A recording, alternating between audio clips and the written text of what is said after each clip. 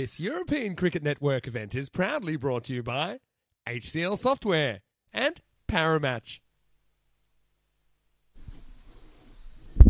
And it is a warm good afternoon to everybody who's joining us here on the European Cricket Network. This is the European Cricket Series at night here in Portugal at the lovely Estádio Municipal de Miranda da Covo, which is in central Portugal. This is Phil G talking. Phil G from the chat. Phil Gow is known to everybody else as. And we have got a big night tonight. This is night 15. Night 15 coming your way very shortly. Two big games, matches 29 and 30. And it is going to be Group B action.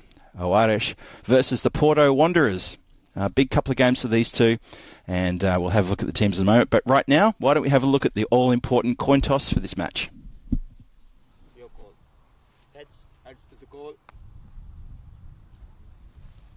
And head it is. We'll have a ball. Porto Wanderers, on the toes, and a ball toss. Thank you very much, Shub. And there it is. The Porto Wanderers have won the test. They're going to have a bowl first. And that's going to be, well, there's the teams. So let's have a little look at these teams. So for Oares, who came from a couple of big wins over the Fighters a couple of nights ago, they have got no Taj Mohammed, no Roshan Singh behind the stumps. Instead, it looks like it's going to... Oh, sorry, I'm talking about the Wanderers there. No, I am talking about the Oares. Behind the stumps, it's going to be Girish Singh coming in for Roshan Singh and no Adnan Gondal. And so that's a little bit of the bowling power taken out of Oares. On the Porto Wanderers side, we can see that Anthony Chambers is marked down to wicketkeeper because Ganaka Subhath Pathi, he's not going to be in, and also John Zinkas is not going to be in, Felix Hall's not going to be in, so a little bit of firepower there on the batting taken out, but new batsmen in, Abhishek, Mark de Stadler is in as well, so a few new players in both. And the Wanderers having a few more newbies than Oares. Looks like 5 new players coming for this match. So this is going to be a bit of a test of character. Let's see what computer thinks the odds are going to be like. Whoa, that is... Wow, well there you go. 89% chance for Oares to pick up the win here. And Porto Wanderers are definitely the rank outsiders on only 11. So a lot of work for both to do to prove those percentages either correct or incorrect. Just a reminder too that tomorrow is day 2 of the HCL Tech T20I Women's in the Netherlands. Netherlands take on Italy again in a couple of matches there. Women's cricket action, T20I action, coming to you from Netherlands. Wonderful stuff happening there starting 9 o'clock GMT time tomorrow morning. Up and coming events, well, cricket, well, there's so much cricket coming on the next 2 months. Have a look at that. We've got you covered for May, June and July. Portugal and England, Netherlands going on right now. Next weekend, we start in Cyprus with ECS and ECI action and T20I action. We go to Czechia, my hometown of Prague. Looking forward to that. Looking forward to getting back and helping sort that out, get it up and running with all my colleagues. T20I Women's, ECS, ECI. Then in July, Romania and Hungary ECS. And believe me, after that, all the way through to ECC, there's going to be a lot of cricket. I'm looking forward to this summer. And just a reminder, it is indeed Corey Rutgers' birthday. Corey Lee Rutgers. He was born on this day, 1989, in a little suburb called Footscray, just on the eastern suburbs of western suburbs of Melbourne. I was born in the eastern suburbs of Melbourne. He was born in the western suburbs of Melbourne, and he's 35 today. Who would have thought it? He doesn't look a day over 34 and a half. Happy birthday, Corey. Anyway, the action. We're very close to starting the action here. Just having a look and seeing the Oares team send their 2 batsmen out. The Wanderers are assembled in the field. Warm day here today. A lot of sunshine in contrast to what we've seen from the England ECS, and obviously we hope that Vinny, Charlie and Rico, who are doing a wonderful job there at Wimbledon, at the ground up there for the ECS, we hope that they get good weather and no more interruptions with rain. That'll be good. So, I'm looking at the Porto Wanderers. Looks like Kazim Ahmed has got the ball. He's going to start proceedings from the northern end of the stadium. Opening batsman Imran Khan is at the non-strikers end. And we've got the left-hander at the top end. And that will be, of course, it's Asim Sarwar, who had a very good match, very good 2 matches a couple of nights ago. And then he spent most of the fielding down here actually in front of me and had a bit of a few giggles while I was getting carried away after I had a few coffees talking about all sorts of stuff. First ball in match 29 is about to start. We'll try that again. Azim Sawa giving a wave. G'day, mate.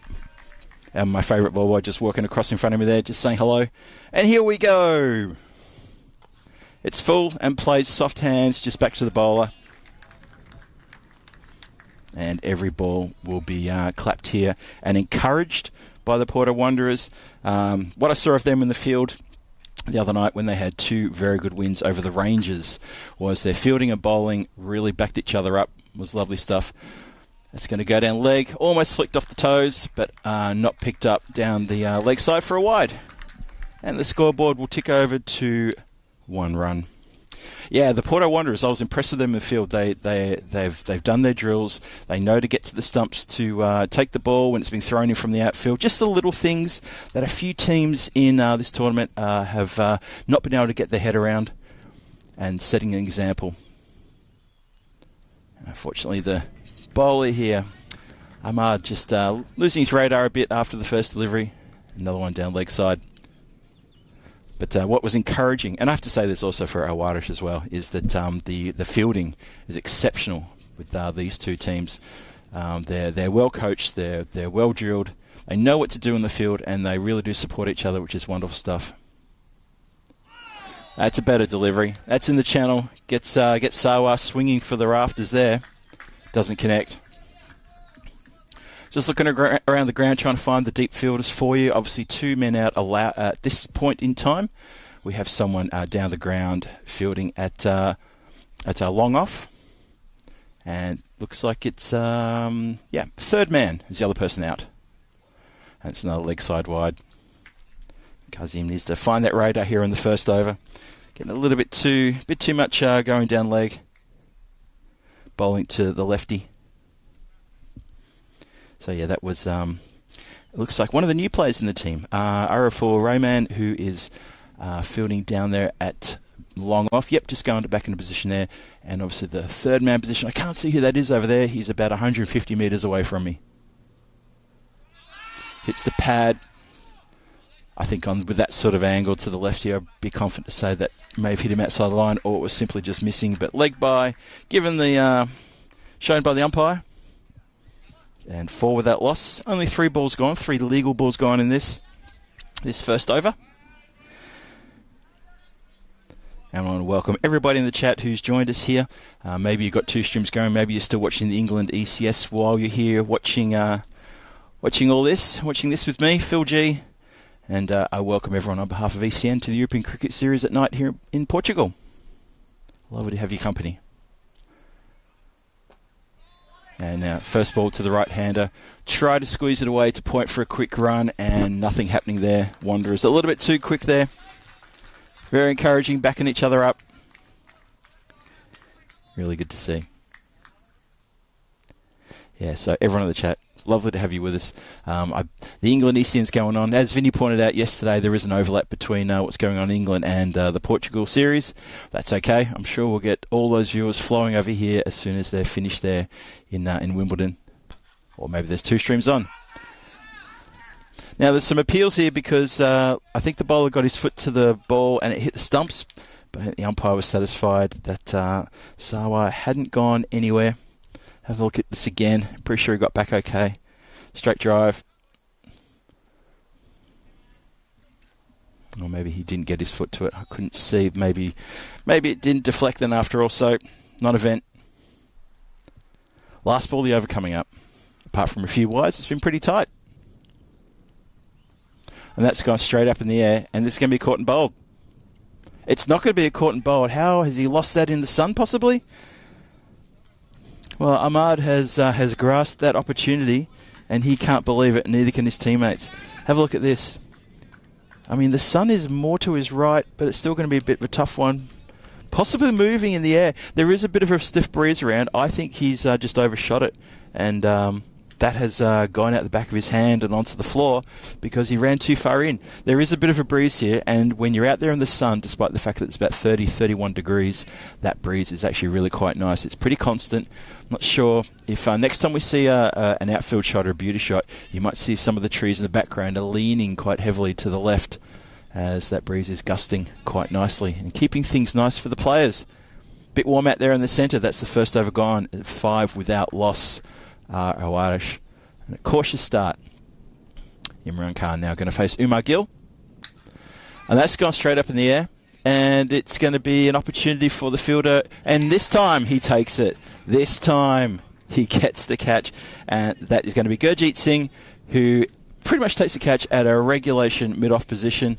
He gets a pat on his back from his teammates. So that dropped, caught and bowled. Doesn't yield too much damage to the scoreboard. And Porto Wanderers have the first wicket for Awarish. Back in the pavilion, good catch, steadied himself, no problem with the breeze. He did take a while to steady himself, but I think it's because, yes, I think the breezes definitely have something to do once the ball gets high up there. So, Umar Gill strikes with his first delivery. And that's going to bring the new batsman in, and that will be Conrad Greenshields. Experienced customer is Conrad. I had a word to him earlier. Very quick word, by the way. It was just, watch out for that uneven bounce. And he said, what, high or low? Bit of a giggle there. It was a good answer, to be perfectly honest. So, Conrad, you've come in at the start of the second. Needs to help his team here. Very watchful. Good defence in his distinctive orange crash helmet there. But Wanderers have their backs up now, picking up the first Irish wicket, and only 5 runs off the first over as well. It's been a good start to the game. Been a very good start.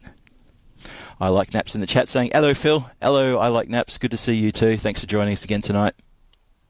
Hope you stick around. This game and next should be an absolute cracker. And Conrad has gone big over the covers, and that's 6 runs. Shot, picked it up nice and early. And with confidence, goes bang. First boundary, and it's a 6. So it could be a big one here for Conrad. He in the previous ECS that was actually played here at this ground, the Portugal ECS, he picked up a high score. I think it was 150 something. I'll double check that for you in a minute. Club down the ground, bit of work there for the fielder, and it's gone through him. Can you believe it? It's actually gone through him. Oh, that's no good. Yeah, a bit of encouragement from the field, but you see that, you do sort of dip your head a bit and think, oh, come on. Never mind. He'll get the next one. I'm sure he will. Conrad's high score was 148 not out in the previous ECS, and he was the top scoring batsman in the Portugal ECS that was played here between mid-March and mid-April. 550 runs. Hits him high up on the pad, outside the line, even drifting down leg. No appeal. So good comeback from the bowler.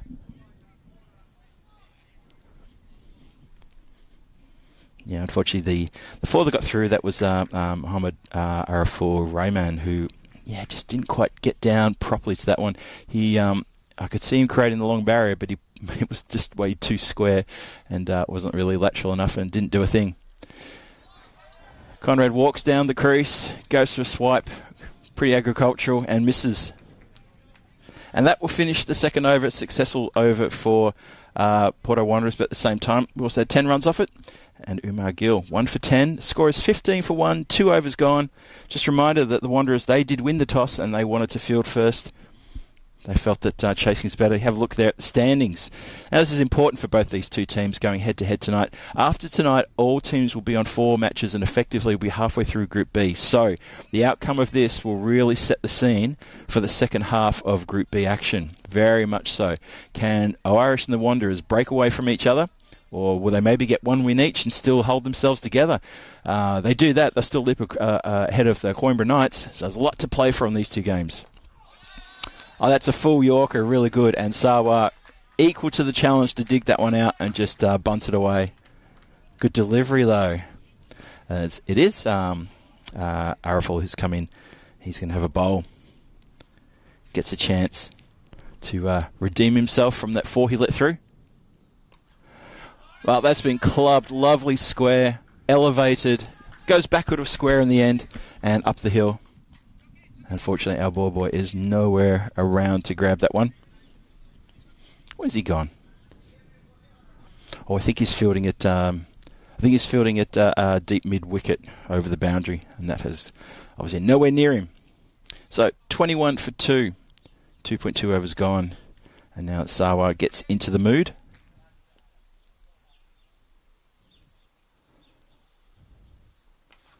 And that's another one. Just straying too much into the pads, middle and leg, and just there for the hitting. And he's too good a timer for that. And he's got such a powerful swing. He doesn't try to club the cover off the ball, but he just leans into it. 25 for 1, 2.3. Both batsmen on 10. Sawa's taken 6 deliveries to get there, and Conrad Greenshill's taken only 5 deliveries to get there. And Wanderers need to be careful here. And now he goes the other direction. Square drive, 4, 1 bounce. Lovely shot, lovely elevation. So, turning it on here, that's for sure. And a bit of noise around the stadium as the people are getting behind each other there. It's good to see. It's good to hear as well. 29 for no loss. 2 to come in this over. It's already gone for 14. Just played down with soft hands. Happy to get a single. Man runs in from the cover. He was pretty much on the 30-yard circle. Really struggled to get in quick there to prevent a single. Just looking at when the field gets their placement where they actually have someone in close to stop the quick single. Oh, I can see Jonathan Gunasakara, who is in covers, coming in close, so Conrad can't do the same. And he's picked out the man at, third man, actually. I was going to say deep backward point, but no, it actually went fine at the third man who ran around and collected that. That single brings up the end of the over as well, 31 for 1. Both batsmen going along quite comfortably. No chances given just yet. And Arafel Buyan has gone for 16. A little bit expensive, taking the pressure off there. Yeah, have a look at that over. Started well with 5, and now Owarish seem to have got themselves into gear. And this could be a long 7 overs for Porto if they don't put the brakes on. Need to just spin this around a little bit now. We shall see.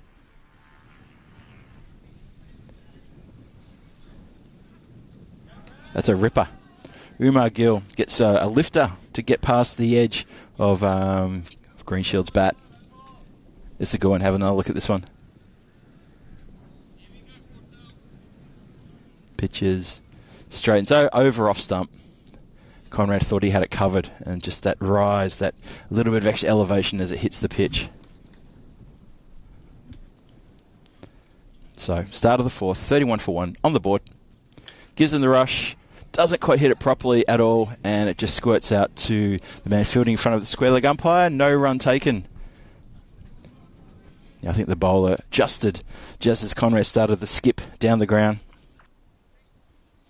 Good to see Shohag in the chat. Hello there. Pitching me a little g'day. Say hello to you as well. Nice to have you with us here. In sunny Portugal, sunny Miranda de Covo. And that is wide of the off stump. It's clubbed down the ground. It should be cut off, and is. There's Gurjeet Singh who gets...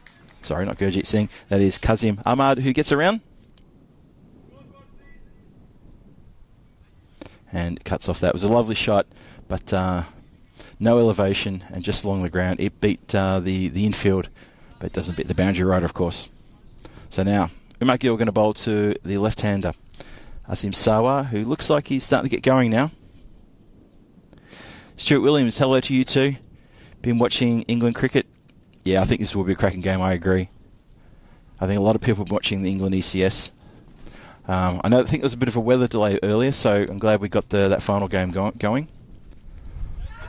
Oh, I thought I might have heard something there. It's bounced out of keeper's gloves. Chambers unfortunately puts it down. Let's have a look at that again. I thought I heard a nick.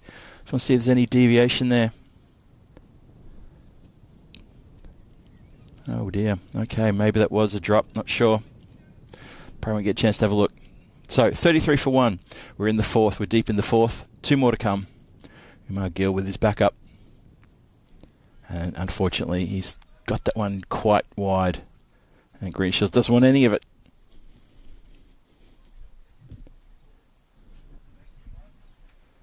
Yeah, quite wide. Missed the tram line completely.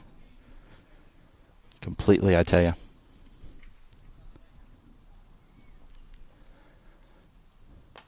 Lofter down the ground, 6. As soon as it left the bat, lovely shot. Hit something wooden somewhere off to the right-hand side of me. So it wasn't someone's car, which is good. Greenshields goes to 18 from 10, 40 for 1, and there's still one more to come this over. And Gill getting sent back over his head for 6. Good shot. Teed off there. First tee with a 3-wood. Bang. See how he finishes his bowling spell. Just tucked around the corner, leg side. Doesn't get past the man who scampers in from regulation square leg. And just a single. And that will finish the 4th over. The score is 40 for 1. 41 for 1 after 4. Greenshields on 18 from 11. Come on, Phil. Get your spec savers on. And Sawa doing quite well. I think he's on 16. So have a quick look at the run rate here. Obviously, a few sixes being hit now. These two have come together, and that run rate has elevated nicely. It's just over 10. And if they stay together the next 2 or 3 overs, that run rate, I think, will be well into the teens. And a scary score could be on the cards here for the Wanderers. We'll see. We'll see. Hey there, crew. Nice to see you, Kev. Thanks for dropping in. Bit of sun here. Oh, that's good news. That's really good news. Oh, yeah. Shohag agrees with me. He thinks that was a keeper's drop. Oh, that is a lovely shot. That's good improvisation, considering that just would have been a leg side wide. And Conrad says, "No, I'll have that. I will absolutely have that. Thank you." Bang. So, new bowler comes in, Raghu Rahman, and he's been sent a long way. I mean, a proper long way. That's well past the light tower. Ball boy can't seem to find the ball. But yeah, if you look at the replay on that one, you'll see that it was going to go for a leg side wide, and Conrad just helped himself to a big 6 there. He moves to 24 from 12. He's striking the ball beautifully. And Sawa, he's on 16 from 9, 47 for 1. Just the start of the 5th. And I would say a big score beckoning now. These two stay together for a couple more overs. We're going to be looking at 120 plus, I think. And anything over 120, yep. Anything over 120 is definitely bonus. He goes inside out now, Conrad. That's going to beat the field as well. It's going to beat everything, including the boundary line for another 6. Back-to-back 6s. Conrad Greenshields gets the motorbike started and says, "Hang on a minute, have a look at this." He says, "Sawa, hold my beer." Bang. That's a big hit. The fielders are running like they had a chance, and I've got to say, I saw that for all money going across the line. Bit of work for the fieldsman out there at deep mid-wicket, and he doesn't get settled enough to cut it off, and it gets through him for 4. This over is getting messy for the Wanderers, properly messy. The 50 came up with that previous 6 as well. It all happened so quick that then the 4 came along, so that it's now up to 57 for 1, halfway through the 5th. Wanderers, they're going to be wondering where the next wicket comes from. They need to get rid of these two. Otherwise, they're going to be chasing a 130, 140. It's better. Mind you, though, if he gets a nick on that and it goes past the keeper, I think the man at third man, well, he's going to have his work cut out for him, that's for sure. Just dropped with soft hands, just in front of point. Can't stop the single. And gets Sawa on strike, and he can have a go. Greenshields moves along there very nicely to 34 or 15. 57 for 1. Couple more balls going this over. Field switches over for the left-hander. And what does Sawa do here? Gets it on the full, turns it around the corner, 1 bounce, 4 runs, pulls it around the corner almost a sweep shot, slog sweep. Lovely shot for 4. 20 without loss. 62 for 1. Sawa, 20 not out for 10. And Greenshields is on 35. Going to be excited here. This partnership is getting scary now for Porto Wanderers. Quite scary. Rahman, he goes for 21. He's gone magical. There's a bit of boom here today. Have a look at that. Imran Khan misses out. He skied one after a few dot balls. Maybe a bit of pressure got to him, but Umar Gill picked him up for just 1. But since then, it's been the Sawa Greenshields show, and it has been quite electric here. Only a few wides to get through after 5, so the bowling hasn't been terrible. It's just been the batsmen are on. Abhishek Kagulu is going to get going, and that's come down here to the commentary position and over. And over. And that's a cracking shot. Well, Greenshields is on his way to a half century here. He's 41 from 17. And the bowler's just getting a little bit of a pat on the back. A couple of the guys running over. Harry Cox runs over all the way from the point boundary just to give him a little pat on the back and say, come on, buddy, you can do it. Just pausing for a moment here. The wicketkeeper Chambers, quite rightly and quite smartly, puts the helmet on because he's going to field up close just to stop any advancing out of the crease. Oh, he's a bit slow out of the blocks there, Greenshields, but he's going to make it. And they're going to run back for 2. Clever. That is Sawa, and that is Sawa doing a good job, calling quickly, running to danger end. Very good work there. Two from just a short spill.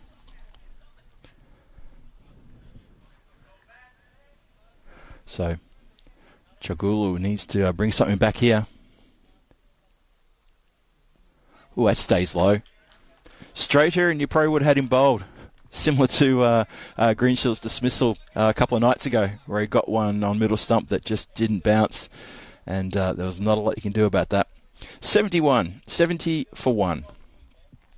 5.5 overs gone. We're in the 6th.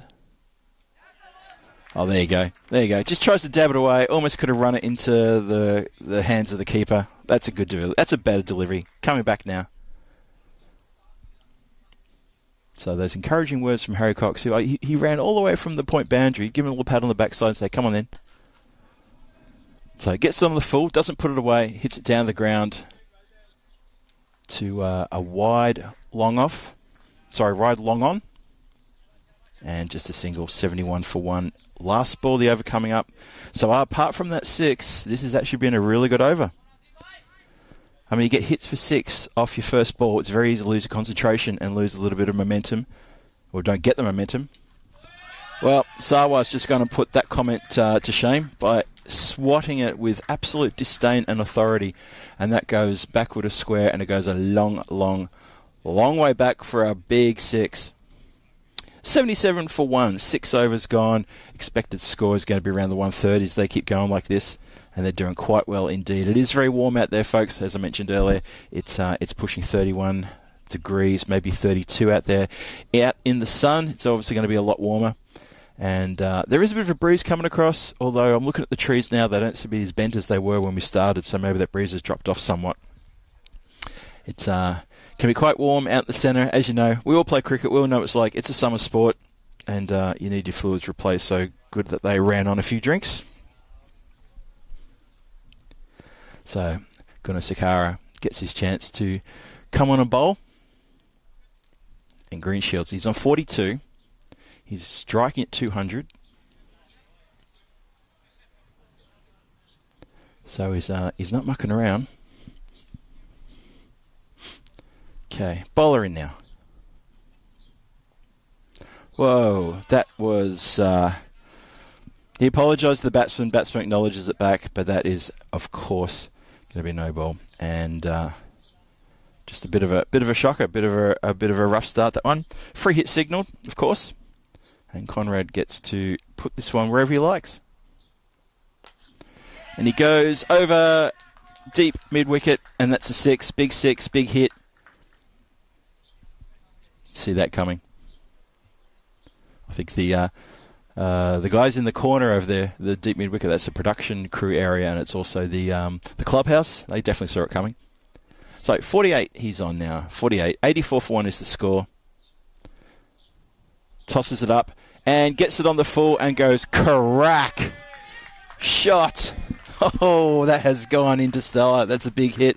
And he brings up his half century with that shot as well. That was a blinder. Of 24 deliveries, Conrad Greenshields, 54 not out. A lovely half century from the batsman here. 90 for 1. We're in the 7th. And free hit signalled again. I think he infringed. Yep, 91 for 1. He infringed again with that free hit.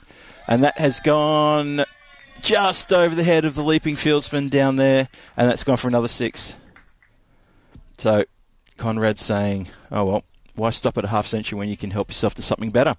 60 not out. This over has already gone magical. Already gone magical.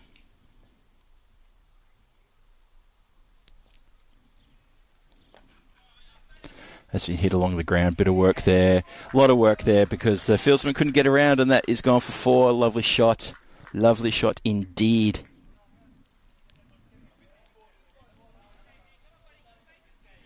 There's a lot of booms and a lot of shots here. My moderator, my buddy moderator, Shohag in there, saying boom. Yes, it certainly is. There's a lot of that right now, isn't there? The 100 is up too, by the way. 100 for 1. That's been punched down the ground. Fielder gets behind that, and it's just a single. It was 100 for 1, 101 for 1 at 6.5 overs in. And Gunasakara has gone for 25 so far. He's still got 2 balls to come. And now Sawa gets a chance to have a go. And this over is in danger of exploding out here. Well, it already has. He bowls it full, and he gets hit for 6. So, this is not good. Clearly, Gunasakara has gone for, well, he's gone for now 31. He's still got 1 more ball to come in this over, and this run rate is now steaming through the roof, and the expected score is skyrocketing.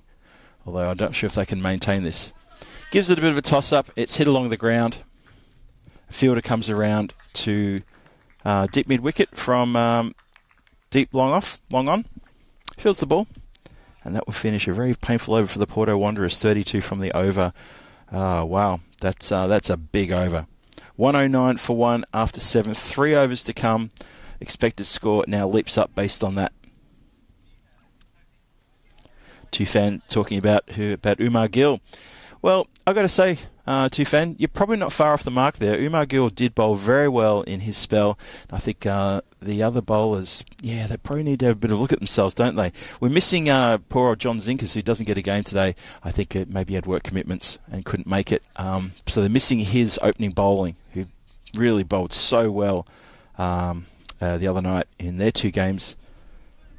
Really, really well. And that was against the Rangers. Well, they picked up 2 wins. Just reminded too that the Wanderers are sitting second on the Group B table. Sawa misses that one. Goes for a bit of a swipe. The ball just didn't quite get up for him on that occasion. And Awadish is sitting third on that same table with their 2 big wins over the Fighters. And that's into the pads. And one bounce. One bounce, but it bounces at the feet of the fielder. It's an awkward one because he doesn't know whether to put his hands down for the catch to stop it or to stand back and let it go straight past him. He chose the latter, and it went straight past him for 4. Sawa goes to 37. He's 37 for 15. Greenshields is 65 from 27. This score now 113 in the 8th. That's been hit pretty hard. There's a bit of work for the boundary rider. Oh, well done. Gets behind it. Stops it from getting past him. Maybe some of his teammates in the outfield can take some heart from that, because that's how you do it. Get your body behind it. 114 for 1, halfway through the 8th. And Greenshields to resume. Goes down leg side. The wide is already signalled. And they'll take an extra as the ball bounces off the keeper. So the chat, hope you're enjoying this little fest going on here with these 2 batsmen. They're really getting amongst it, aren't they? Really good stuff. And there's another one. That is proper good stuff. That is behind. That is behind the stand. Wow. That's just a big hit in anyone's books. Over the stand. So Sawa having a little bit of fun there as well now. He's on to 44. So he's chomping at the bit to get that half century. He's almost there. One more big hit does it for him. He's got 2 balls in this over to collect himself a half century. And there it is. Lovely shot. Lovely hit. Ball boy's looking the wrong way.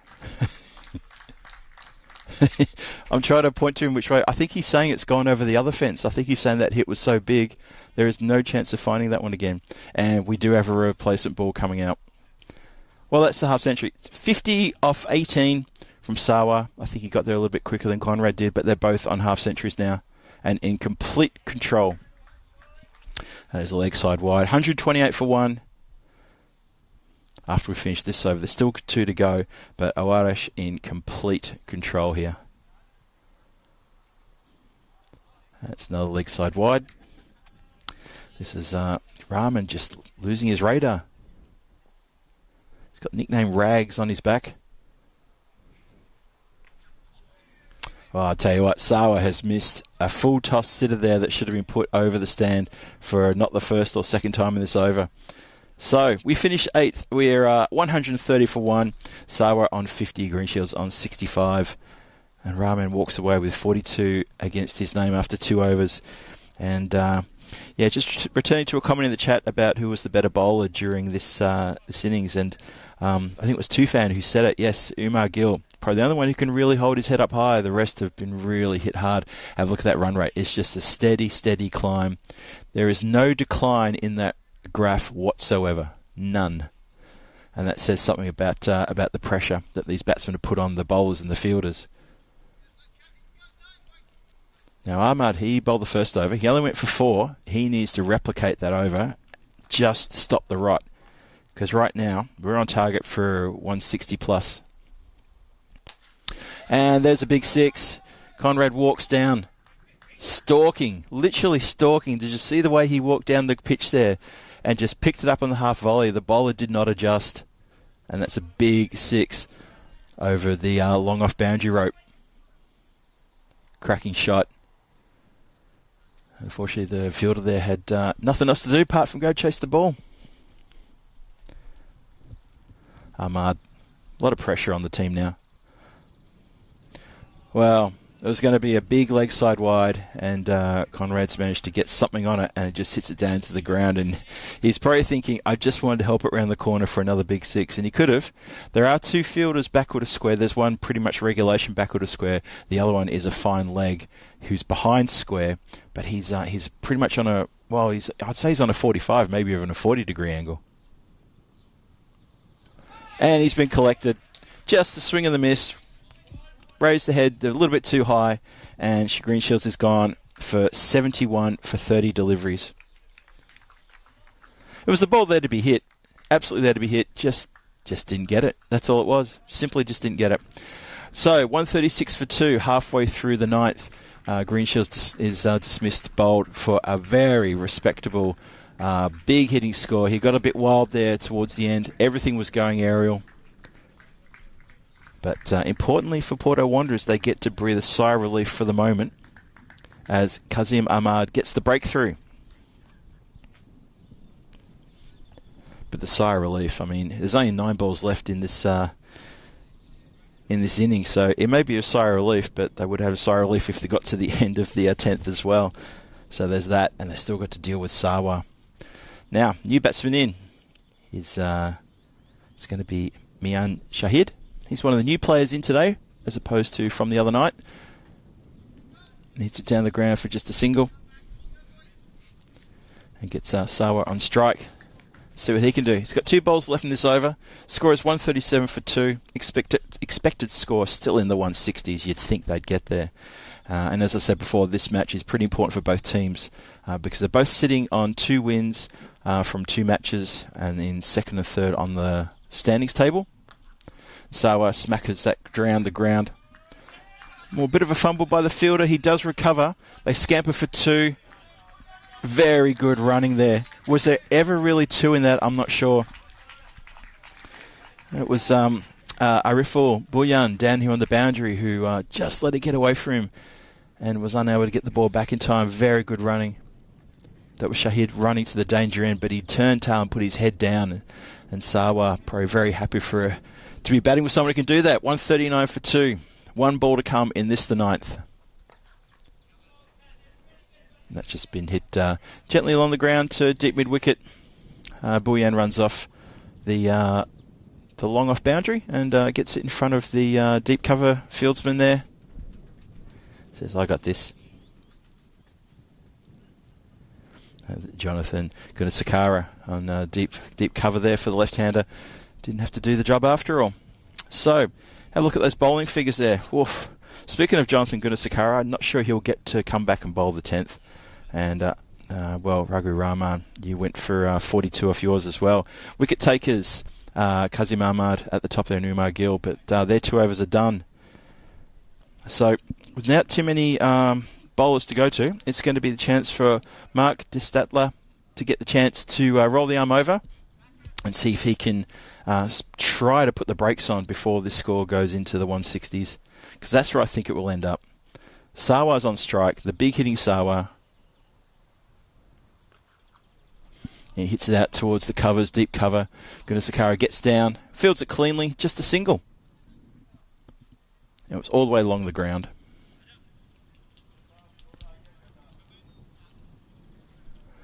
So 141 for 2, 160 looking a bit away now. But let's see what Shahid does. Mian Shahid, he may have something to say about that.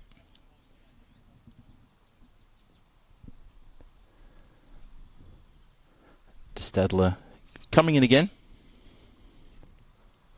Well, it was there to be hit. It was short, but it was pretty quick, and I think the batsman just underestimated the pace on the ball. Short little stuffing run-up, but in that final movement of the arm, really puts a little bit of extra pepper on it. A little bit of movement too. It's a clever ball. Suckered the batsman in a little bit there. Shahid needs to get some runs here. They can't allow this 10th to go cheap.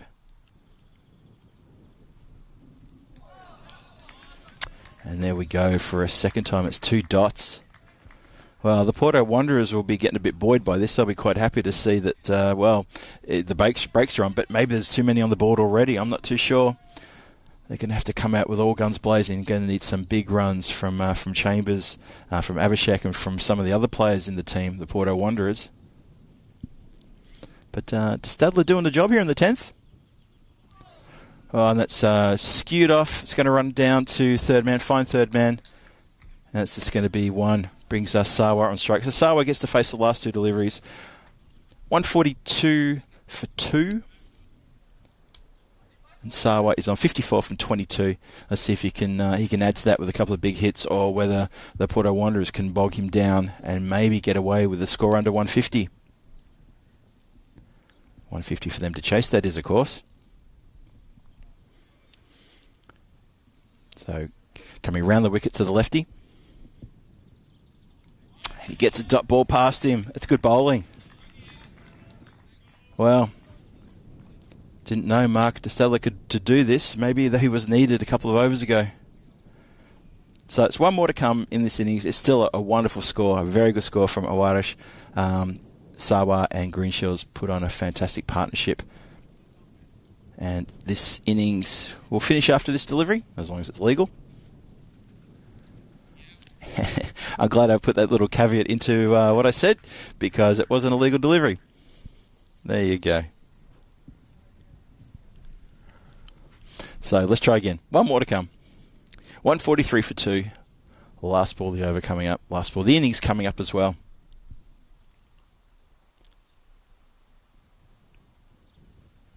And it is indeed a dot ball. Sawa swings, sucks in a deep breath and says, I couldn't get it away. And that is a very good 10th over to finish the innings for the Porto Wanderers. Maybe a little bit too little too late, I'm not sure. But either way you look at it, Mark de Stadler does the job for his team, and he should get some high fives and pats on the backside from his teammates. And that is a pretty good imposing score, though. Let's not take that away from Irish. They have put on a very good score here tonight, and they have put a big score on the board for Porto Wanderers to chase. I think that last over was very good. However, I think that the score was already in the 140s. It was always going to be a tough one to do. So the Porto Wanderers are just gathering together there in the centre, having a little bit of a group gathering as they do. Just a little bit of a quick debrief before they head off. A few pats on the back, a few signs of encouragement to each other. The Irish team are over in the dugout doing pretty much the same thing. And we're going to have a bit of a recap here. We'll see what happened with the scoreboard. The scoreboard's going to tell the story of 2 of the Irish batsmen who came out and just went absolute gangbusters. They took a few balls to get themselves settled in, but that's fine. That's fine. It's T10. I don't know, the batsmen have to get going right from the start, but if you don't, you can still get going after a few balls to see yourself in, and that's what Sawa and Greenshields did. 54 and 71 respectively off not many deliveries. Great strike rate there. Imran Khan, he only went for, he went for 1 from from 4 deliveries.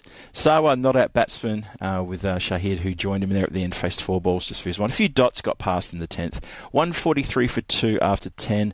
16 extras. There were 9 wides and 3 leg byes and a couple of no balls and a few byes as well. In the bowling department, well, Kazim Ahmad and Umar Gill, they're the 2 bowlers who took the wickets. And Mark de Stadler, just at the end there, 2 runs from that 10th over. They're the 3 bowlers who can hold their heads up high. Well, Abhishek Chagule, he also only went for 13, but the rest of the bowlers really struggled. They gave too much away, too much width, too many half volleys to a batsman like Sarwar and Greenshields, who were in their absolute element out there today. And you can see by the scores there, Greenshields getting a 71 and Sarwar getting a 54 not out. Wonderful batting from Awarish. So that is an imposing score for the Porto Wanderers to chase. I mean, there's every opportunity they can chase it down, but it's going to be a lot of work. It's going to be 60 deliveries of just nothing but pure drill and work for them to get to that. And I think it's going to be a fun run chase. I think it's going to be good. I think the Wanderers are going to be in any frame of mind other than let's get this, let's do this, let's be positive. Led, of course, by skipper Chambers, who'll probably open the batting. So we're going to put a pin in that for now. Just want to say thanks to everyone in the chat for joining us for that innings. We hope you come back for the run chase. Run chase will be on in about 8 or 9 minutes. Make sure you're back for that. You've been watching the European Cricket Series at night here in Portugal with me, Phil G, on comms. I'm on comms all week until Sunday, and then I'm back on here with Mr. Maximo Vinny Sandhu when the Super 5 action starts on Sunday. And then I'll hand over the reins completely to Vinny, and I'll jet off back to Prague to get my preparation on with my fellow colleagues in Czech cricket. And we look forward to welcoming European Cricket Network to Prague on June the 14th. But for now, we're going to put a pin in that, and you're going to take a quick break, go get yourself something nice to drink, and maybe a snack as well, and get settled, because I'm going to be back in about 7 or 8 minutes' time for the run chase. It's going to be the Porto Wanderers needing 144 off 60, and we're going to see how that's going to go. We'll see you in a minute. Cheerio.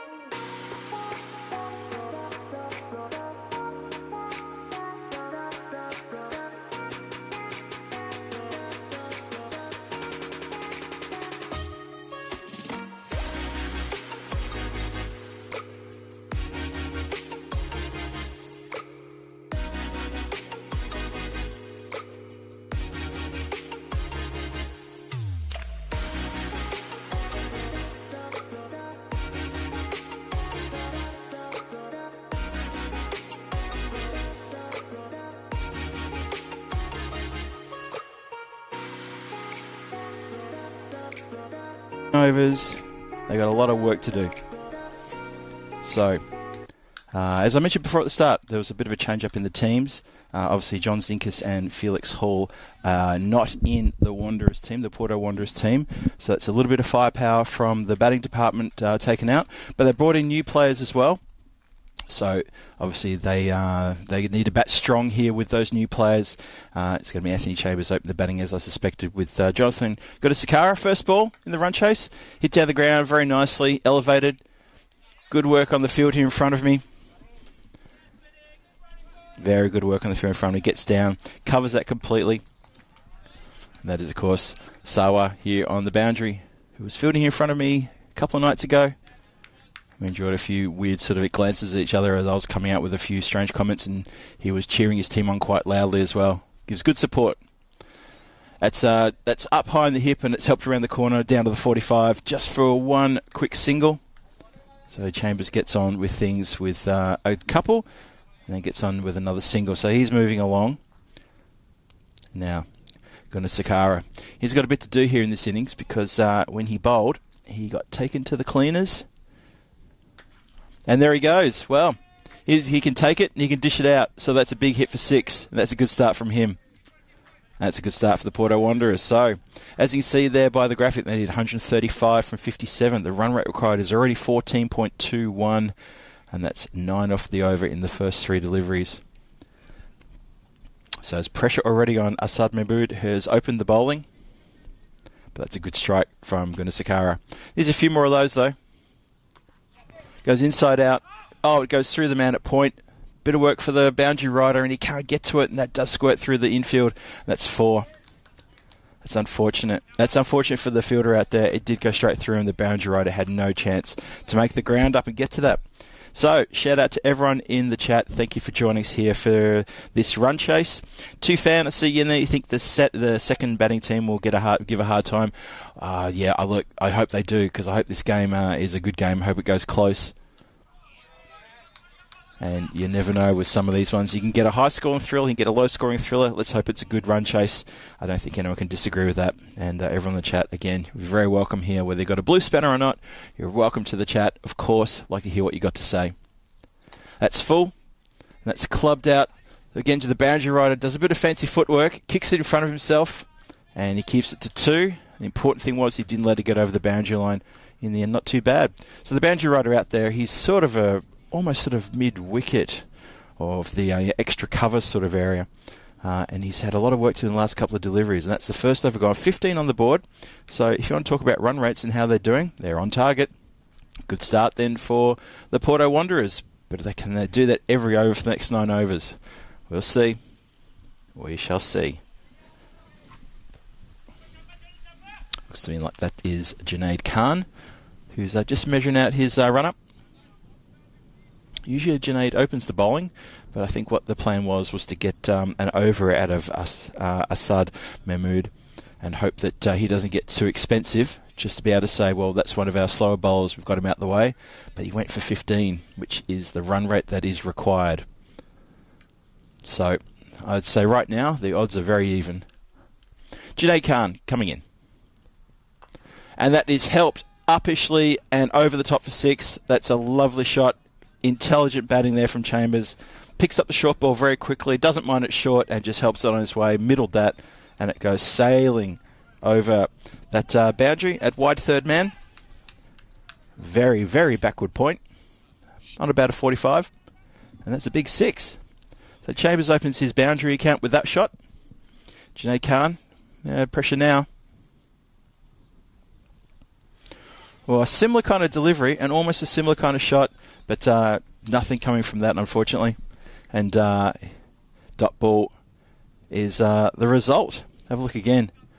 Yeah, maybe in 2 minds there was Chambers. Maybe he was like, do I play it uppishly? Did it bounce as high as the previous shot? There's a ring of fielders there for that square sort of shot. There's the extra cover, point, backward point, third man. Hits him on the pad, deceives the keeper. And that's going to run all the way for 4. That came off the bat. You could hear the nick very clear. Bit of luck there, though. Bit of luck. But hey, I think for the Porto Wanderers to win this, I think the luck needs to probably swing in their direction. I think Irish have got a very good total on the board. 143 they made in their 10, in case you've just joined us. 143 they made. We'll see. Stuart Williams says, could be fireworks. I tell you what, I agree with you. Let's see some. Chambers is in control. I think that just came off thigh pad, possibly. That's going to run away. Yes. No. Yes, it is. Yes, thank you. Leg buys. Signal by umpire Bucks out there. And 4 of them. So now this over is suddenly getting expensive as well. It's 14 off the over so far.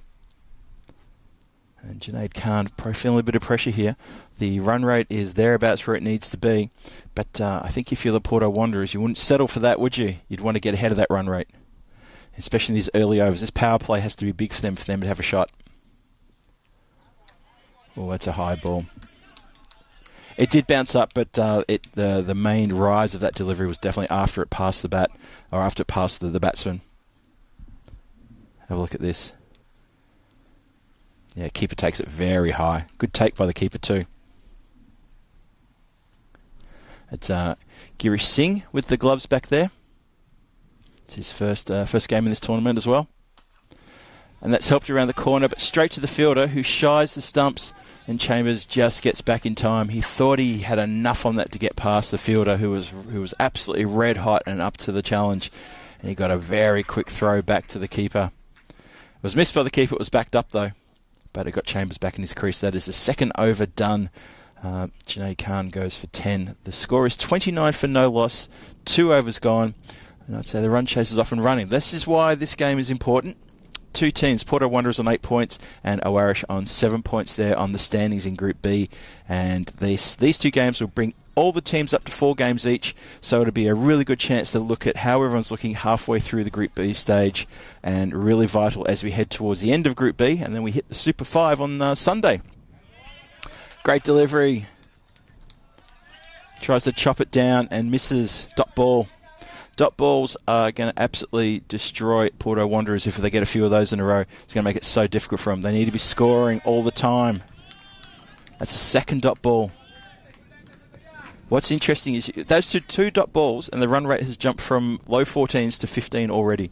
That's what the dot balls will do when you go chasing a big score. Need to at least get a run. Need to be doing something. 3 dot balls. Well, Asad Mahmood, he's doing a job here. Sakara can't get a gap. He goes up, and he's going to be caught. Well, it was mishit in the air, and that's what 3 dot balls will do to a batsman. Gets inside your head, lives rent-free inside your head, and suddenly you try to evict it by heading it out, and that's what happens. Spoons a dolly catch, which is taken at regulation mid-wicket. Boom, there you go. Easy as you like.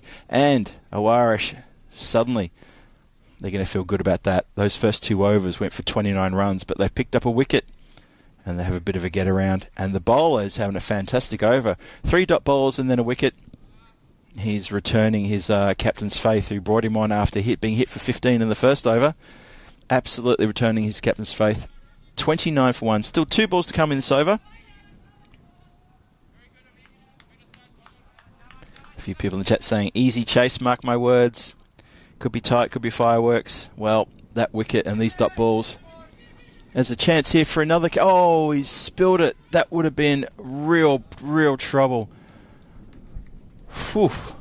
I think that's Amit Kumar again, who almost had his second catch in 2 balls. Well, the batsmen are scratching their head out there. That's Rajani, the new batsman, who skied that one.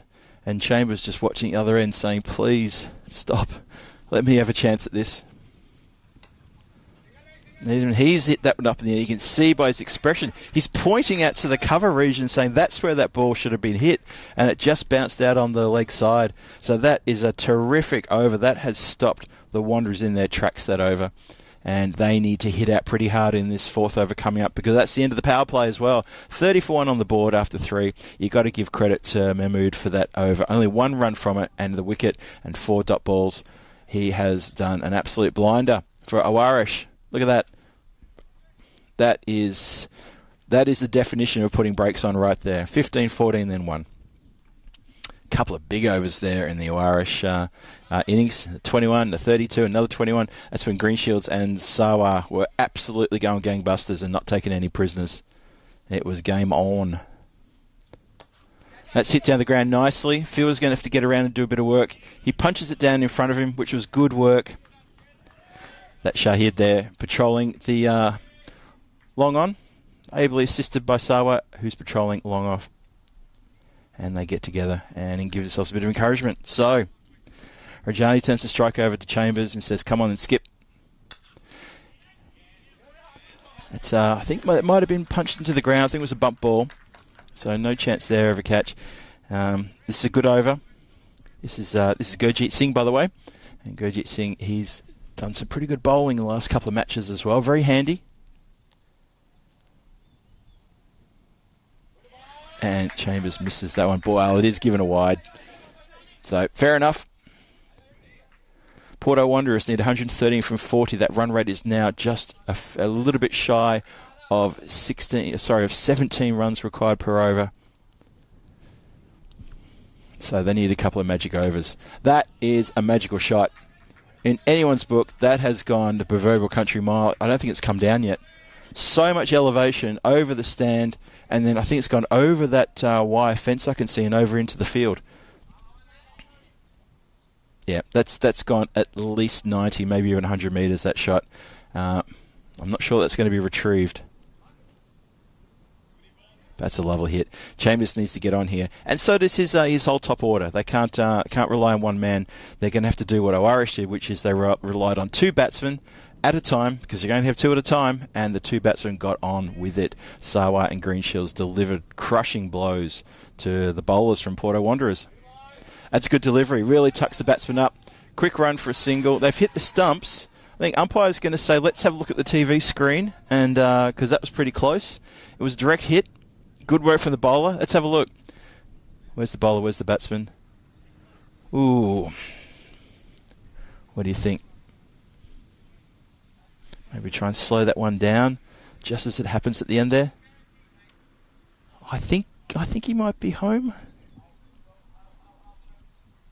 No. He's out. He's definitely given. Well, see, this is why I'm not an umpire. And fair enough too. Well, he is run out, and that is good work from bowler. That is terrific work from Gurjeet Singh.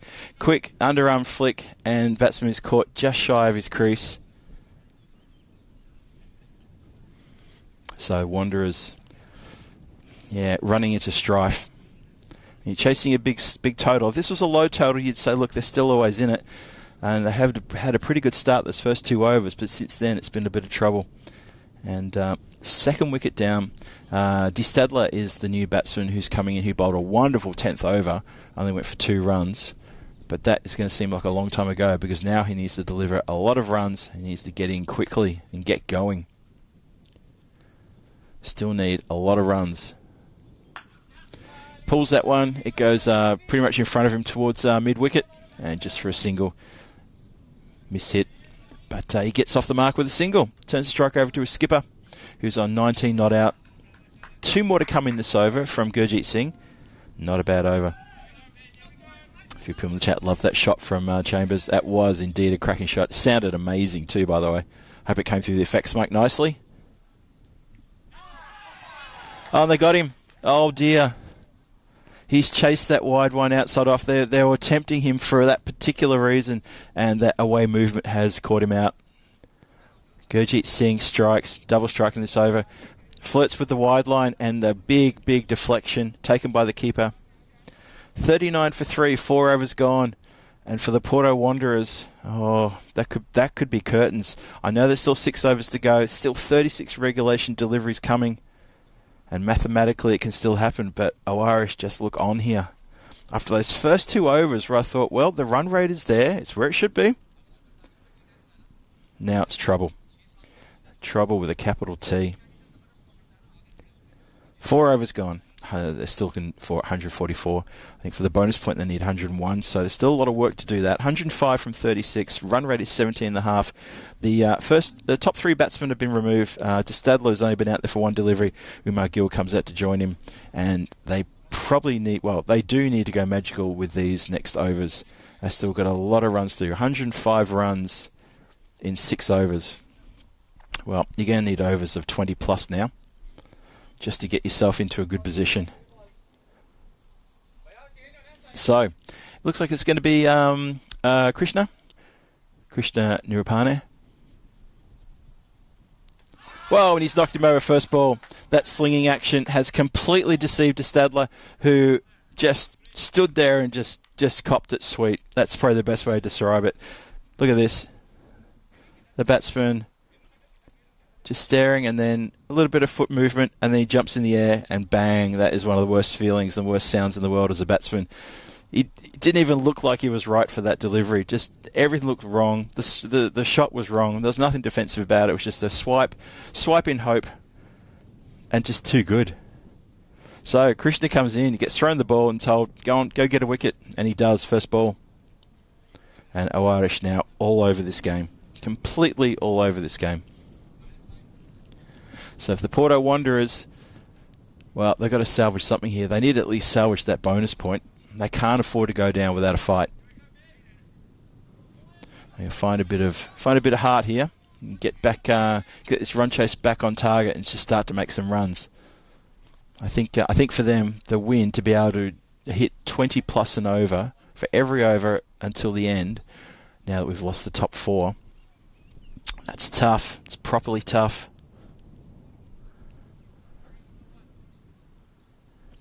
Krishna coming in again. He's got some genuine pace there, hasn't he? He's not a big fella, but he gets some real proper pace fired up there. Krishna Nirupane. Look at this one. To the new batsman. Whoa, new batsman, lucky not to get a feathered edge on that. He'd almost be tempted to move that third man finer, because if he gets an edge, it could run away, but also he could actually get a skied edge as well. And that is another wicket. Can you believe it? It's a muted celebration, but that 5th wicket, it never always thought it was going to happen. Ariful Bhuyan, he probably should have gone first ball, because I really thought he was just going to feather an edge to the keeper on that one. And then he tries to go for the big cover drive, lofted cover drive to break the shackles, and he only succeeds in popping it up to regulation cover for another wicket. And Krishna Nirupane gets 2 in the over. And this is got to be crushing for Porto Wanderers fans to see this. 39 for 5 in the 5th. And that target of 144 is looking like the Mount Everest of targets right now. Nupane's got 2 wickets. He hasn't been taken for a run yet. New batsmen everywhere. Umar Gill at the other end. Non-striker stand. Hasn't faced a delivery. Hasn't got off the mark. Kazim Ahmad comes out. He's going to face his first. There's still 3 deliveries left in this over. And Owarish are well and truly in the driver's seat. And I'm looking at the chat. Show me a car. Because surely someone's going to start the chant. Because surely that car has started. I think I, like Naps, proposed the card started before the end of the Owarish innings. I was going to say something to you about that, but no, fair enough. There we go. There's a run off the bat finally. Oh, shot the stumps, not far away. But for Ahmad, he gets off the mark straight away. Just a little prod down on the offside. And just a single. Yeah, he does have a little bit of Malinga in his bowling style, doesn't he? That's just been pulled into the very square mid-wicket, square leg area. Short, though, and no chance for a run. This is Gill. That was his first delivery he's faced. So these 2 new batsmen have got a mountain to climb. So the required run rate is 20 runs per over. For the bonus run, they need to get 101. Sorry, for the bonus point, 101. But I've got to say, even that's looking a long way away, as that's a wide. First extra against Krishna. Try that one again. Last ball of the over. Just hits it down into his own pad and down to the ground. And that's where over 5 is going to finish. 41 for 5 after 5. Christian Nupane. He comes on, he gets 2 wickets, and he's crushed any hope the Porto Wanderers had of really resurrecting something here and getting a run chase going. And that slinging style, that action, that Malinga kind of style, that's pretty much done it for him, I think. That's a wonderful over. 2 wickets in an over. Lovely stuff. Looking after his skipper there with giving a fantastic bit of pace bowling. 2 wickets for 2 runs. So Irish are gonna. Looks like they're gonna ask. I see Sarwad have a bowl now. He did well with the bat. Got a 54 not out. He and Conrad Greenshields led the way in that innings. Dominated the Porto Wanderer bowlers. And now Sarwad's going to start the 6th. Coming in from the northern end. And starts with the dot. That big windmill arm action, the big wind-up he comes in with. A little bit of a floater. That left arm, little bit of a spin here. He gives it a little bit of a tweak. Batsman gets a hold of that, punched out towards cow corner. Fielder gets around. That's Shahid, who's patrolling the boundary line down there at deep mid-wicket and deep long on. Just the single, though.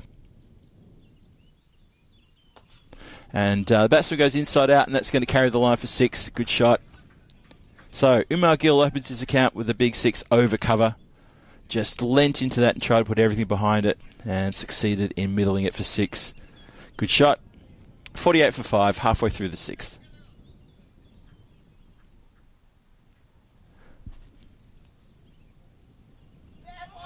And then he misses the next one. But at least the chase is now under 100 runs. It's now 96 needed from 26. Run rate is in the low 20s. It's going to be very, very tough.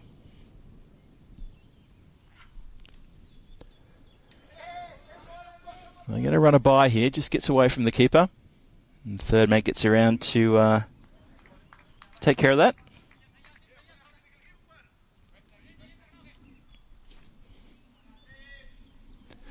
So Sarwa not doing a bad job here. Last ball of the over coming up. Last ball of the 6th. Hit just back to the bowler for a dot. Doesn't have to pick it up. Someone else can do that. And that's a good over. Sarwa, 7 runs off it. He got taken for a 1-6, but the rest of those deliveries were right on the money. Very good bowling. This, back to the bowler, just gets down, fields it nicely, leaves it on the ground for the next person, says, yep, that's my job done. Very good over, nice and tight. Apart from that 1-6, good stuff from Sarwa.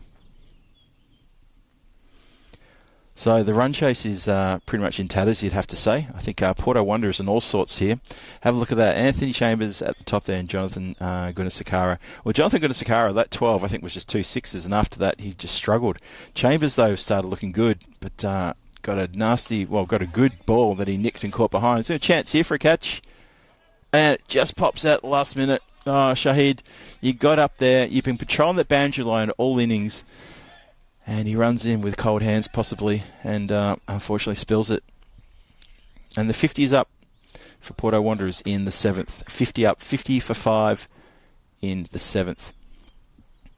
Ahmad facing. Goes to play a bit of a clever ramp shot. Succeeds in it going nowhere. I don't know if it's really time to pull out the funny shots here. I don't think that's going to be a high success rate. But hey, if you want to do it, yeah, sure.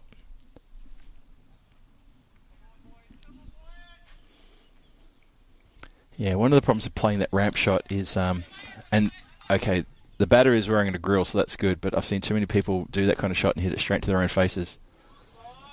Gives the charge, gets away from the keeper, has a shot at the stumps, nothing doing. Batsmen get through for a bye. Score goes to 51 for 1. So to get a point, they need 50 off 21 to pick up a point to the Porto Wanderers, and I think it's important that they aim for that. Absolutely. I think that the win is pretty much in doubt. Batsmen change over bats. Not sure if that's going to happen all the time, but that would get a little bit monotonous if they keep changing over their cricket bats. So, Krishna in. Oh, that one was probably over waist height. It's been dispatched for 6 runs. Felix Zeb, ball boy, spills the catch. He'll be upset about that because he was so proud of the catches he was taking as the ball boy. They're just in the high-vis jacket there on the right of screen. You could just see him. The no ball call was made for that one. That being a little bit over waist height. It was dispatched and a really good shot, though, by Gill. And Gill gets a free hit. It's another one. Might have just dipped under. It was close to the boundary line.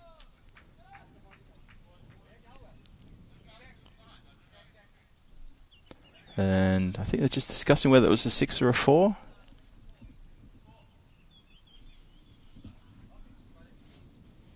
Just wait for a moment while they're happy with that. Looking at a couple of replays with that 6 or a 4.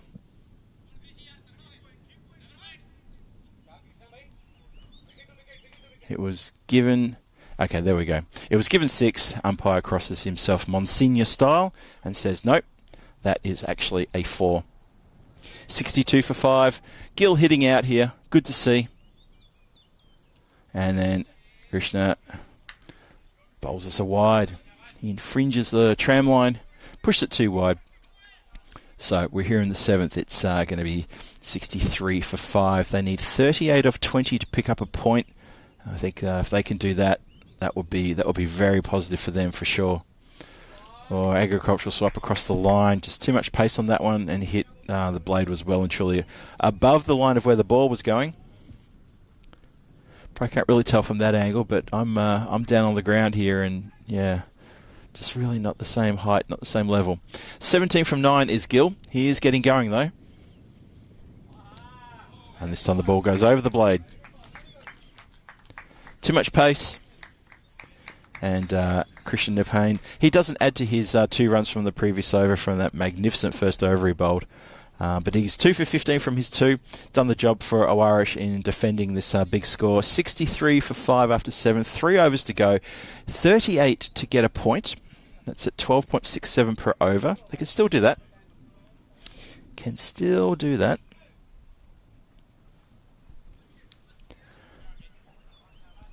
And looks like it's going to be Amit Kumar is going to take up the attack now. And 3 overs to go in this run chase.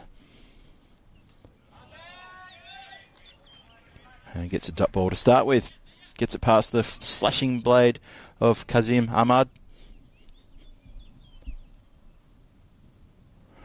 Goes to play his funny old ramp shot again. Well, so far he's tried to play that shot twice and he's just given us a dot ball twice. Even if he gets it, he's going to ramp it to the man at fine leg who's going to come into play and he may get a single. I don't really see the point of that. And instead he hits it into the point area, picks up a pretty easy single. Could have done that in the previous ball. I don't want to criticise him too much for playing the ramp shot. I'm sure if he gets it right, it's going to look amazing, but you've got to get it right. And maybe time and place as well. Maybe he feels if the game's gone, I can try a few funny odd shots. Big scream and given. Try to spin him round and send him to leg side. Have a look at this. Just missed it completely, Omar Gill. And he has been trapped on the back leg complete. Well, actually, it's ended up being the front leg, but the way he spun him around it was his back leg hanging closer, his front leg hanging close to the back of the stumps. Anyway, it's an LBW decision, and Umar Gill is on his way. It's 6 wicket down. Owarish closing in on a big win here. We're in the 8th. There's 2 balls left in the 8th.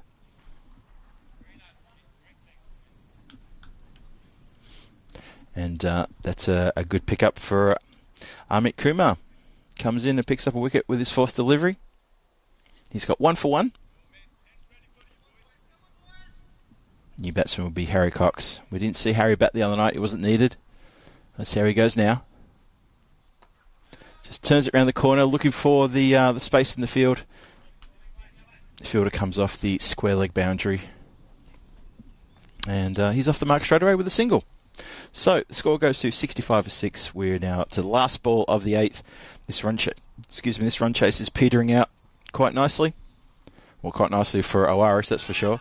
And I'm sure, fortunately for the Porto Wanderers, the run chase just stopped in its tracks in the 3rd over. And that is indeed the end of the over. Amit Kumar 1 for 3 from his over. Scored a 66 for 6. It's all the sixes. 8 overs gone. Kazim Ahmad 4 from 10. And Harry Cox 1 from 1. Just the one delivery he's faced. 35 from 12 for a point. The Wanderers, they still got a bit of work if they want to get that point. They're going to need a couple of big hits just to try to eke that point out of this game. Otherwise, it's going to be all 3 points to the team from Awarish. Have a look at that run rate. Started well, and then look at that. Just that third and fourth over, it flatlined, and then it's just collapsed since then. A series of wickets, catches held, good bowling too. That's full. That's been smacked down the ground. Bit of work for the fielder, and he doesn't get to it. Doesn't quite get to it. Just beats him in a run chase. That's a shot for 4. Ahmed goes to 8. Score to 70 for 6 here in the 9th. So, Sawa, left armour, wants to bring it back here. All the way to the end. That's what the fielders are saying. Take it all the way to the end. Good ball. It's a good dot ball. Really cramped the batsman there. Good bowling from Sawa after he hit down the ground. Have a look at this one again. Yeah, good lift off the pitch as well. Maybe assisted by the pitch. Gets a dance. Gets taken over the boundary for 6 over deep mid-wicket. Oh, batsman with intention there. Maybe they're thinking about the extra point. Not sure if Ahmad is or not, but that was a good strike nonetheless. So Sawa's going for a couple of boundaries. See how he comes back. Gives it some flight. Not afraid to give it some flight. That's good bowling. Like to see that from a slow spin bowler. Not afraid to flight the ball. It says to the lower order batsman, you can hit it. Fair enough. Comes in again. Oh, goes reverse. He's full of trick shots, is Ahmed. He's full of trick shots, and he finally actually gets bat on ball with one of the trick shots. So maybe maybe that's his thing. It's not doing a lot for the team, unfortunately, though. Anyway, as long as he's having good cricket, he's having a good time. Harry Cox now facing. Sawa has to go retrieve the ball. It got a little bit away from him. Last ball the over. Last ball for Sawa's bowling stint, and last ball the 9th. Comes in now to Cox. A bit quicker. And gets pretty much through him. Finishes with a dot. Well bowled. And that is 9 overs gone. 77 for 6 on the board. And Porto Wanderers, they've kind of stagnated a little bit. We've had, Umar Gill put a few boundaries over the line in the last few overs, but he was dismissed not too long ago. Ahmad has hit a couple of boundaries as well this over, so he's trying to get things going, trying to kickstart the action. But unfortunately for the team from Porto, they've just fallen short here quite badly. And Awarish, that score of 144 always looked menacing, always looked quite imposing. And that's exactly what it is. Kumar's going to finish proceedings here. Almost picks up a wicket for his trouble as well. It's Kazim Ahmad facing. Let's see if he tries to pull a trick shot out of the book here, and this is the last over. I don't think you're going to play a ramp shot to a spinner, but he likes to do the reverse. Well, he should be doing that because that's just clever to go bang and hit it over deep mid-wicket for 6. And suddenly, Ahmad is standing out as the lead run scorer here in this team. Gets him up to 83 for 6. If they get 18 off 4, they get a point. He goes again, and that is into the hands of Shahid on the boundary line. And he couldn't pick him out any better. He didn't have to move a muscle. The only muscles he moved were the ones in his fingers to clasp around the ball. Straight into the big mitts of Shahid. I thought he had enough on that, but no. There you go. Just about a metre inside the boundary line. And bowler gives his fielder a bit of a round of applause. Says, thank you very much. Amit Kumar picks up another one. So the bonus point looks like it's not going to be on for Porto Wanderers. New batsman comes in, and that is going to be Abhishek. So Abhishek takes strike. He's got to face 3 deliveries. Well, the 3 deliveries to come, and Amit Kumar's got 2 wickets. Almost a third. Batsman walks away and says, what was I thinking? But at this point of the game, I don't think he'd be too concerned about that. So, 2 balls left in this run chase. They're asking the question whether there was a nick. Umpire says absolutely not. Don't know what you heard, but it wasn't. I definitely didn't hear it, he says. 83 for 7, 1 ball to come in this run chase and in this innings and in this match. And this has been an emphatic victory for Owarish, really sending a message to every other team, not just in this group, but every other team in this competition to say, hey, don't you dare forget about us. They're going to run for a second there. Throw goes to the keeper's end, but they're easily home for 2. So those 2 is exactly where it's going to finish, and it's going to finish on 85 for 7 after 10. And they have fallen well short, have the Porto Wanderers. Unfortunately for them. And you have to say that with a score of 144, it always felt that that score from Owarish was always going to be a mountain to climb for the team from Porto, and unfortunately for them it was. The run chase didn't quite go as well as it could. But anyway, all credit to Owarish. Set up well by a couple of good innings, but let's have a look at the batting card for the Porto Wanderers. A couple of teen scores there, a couple of starts, fits and starts. Unfortunately, not enough from the top and middle order. Umar Gill showed a bit of resolve there with that 17 from 11. But at the end there, Kazim Ahmad, 21 from 18, top scorer. Well done to him. Tried to manufacture a few shots, and he still got 21 runs on the board. Was good. Anthony Chambers at the top there with a 19. As I said, a couple of scores in the teens. Nobody going on to make a big score is what exactly what Porto would have needed. Someone to go in there, make a big 50 and anchor one end to try to chase that. The bowling figures look pretty good from everybody there. I thought they bowled really, really well. A couple of people got a bit of stick. Sarwar came for a bit of stick towards the end there. And, Junaid Khan went from 10 off his single over. Wickets to a lot of people. Krishna Nupane picked up 2 in his first over, bowled really well. And, of course, Amit Kumar picked up 2 as well. So they are a bit of a surprise package. They weren't the lead bowlers, but they came in and helped clean up some of the batters from Porto. Let's have another look at the match summary. Conrad Greenshield, 70 from 30, and supported by Asim Sarwar, 54 from 24, who really got going. I'll tell you what, he takes a few deliveries, but when he gets going, wow. He's someone who needs to be targeted pretty early by the bowling attack. 143 for 2 on the board. Only 2 wickets lost, making that partnership between Greenshields and Sarwar absolutely outstanding and made in very quick time as well. For the Wanderers, they came out with a big mountain to climb, needed 144. They only got to 85. They missed the bonus point. And unfortunately, their batsmen, a few of them in the teens, as I said before, and I mentioned Amit Kumar and Krishna Nupane, who were the bowlers who picked up a couple each.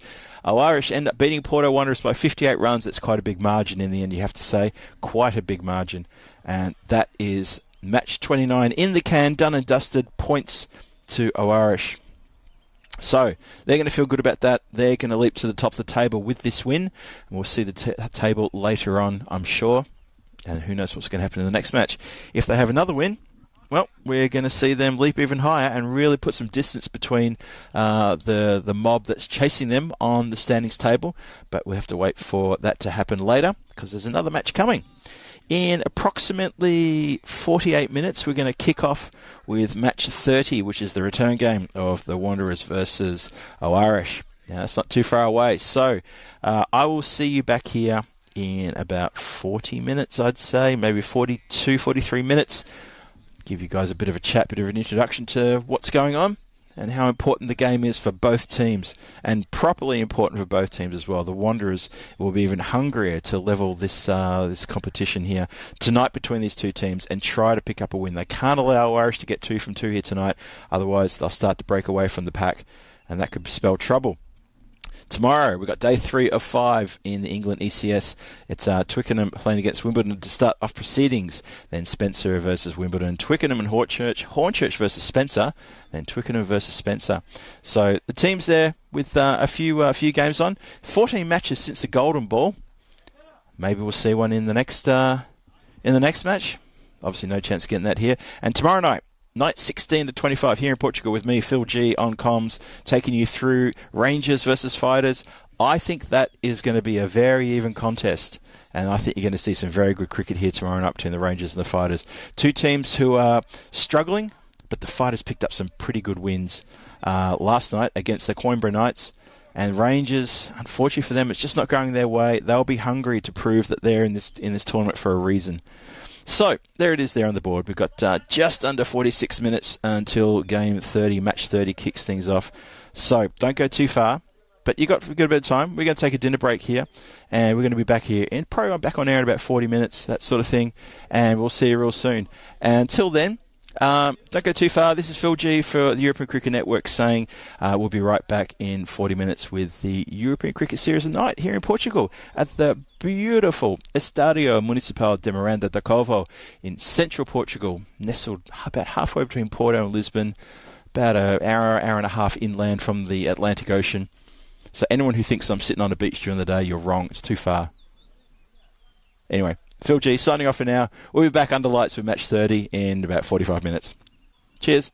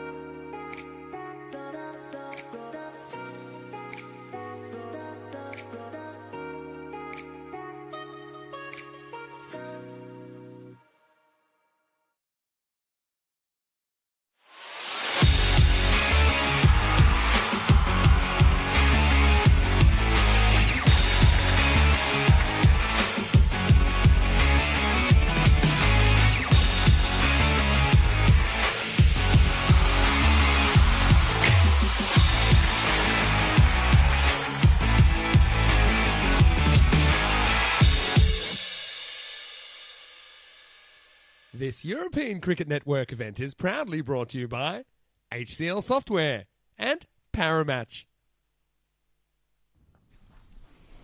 Good evening, cricket lovers and fans from around the world. Welcome back to the European Cricket Series at night here in Portugal.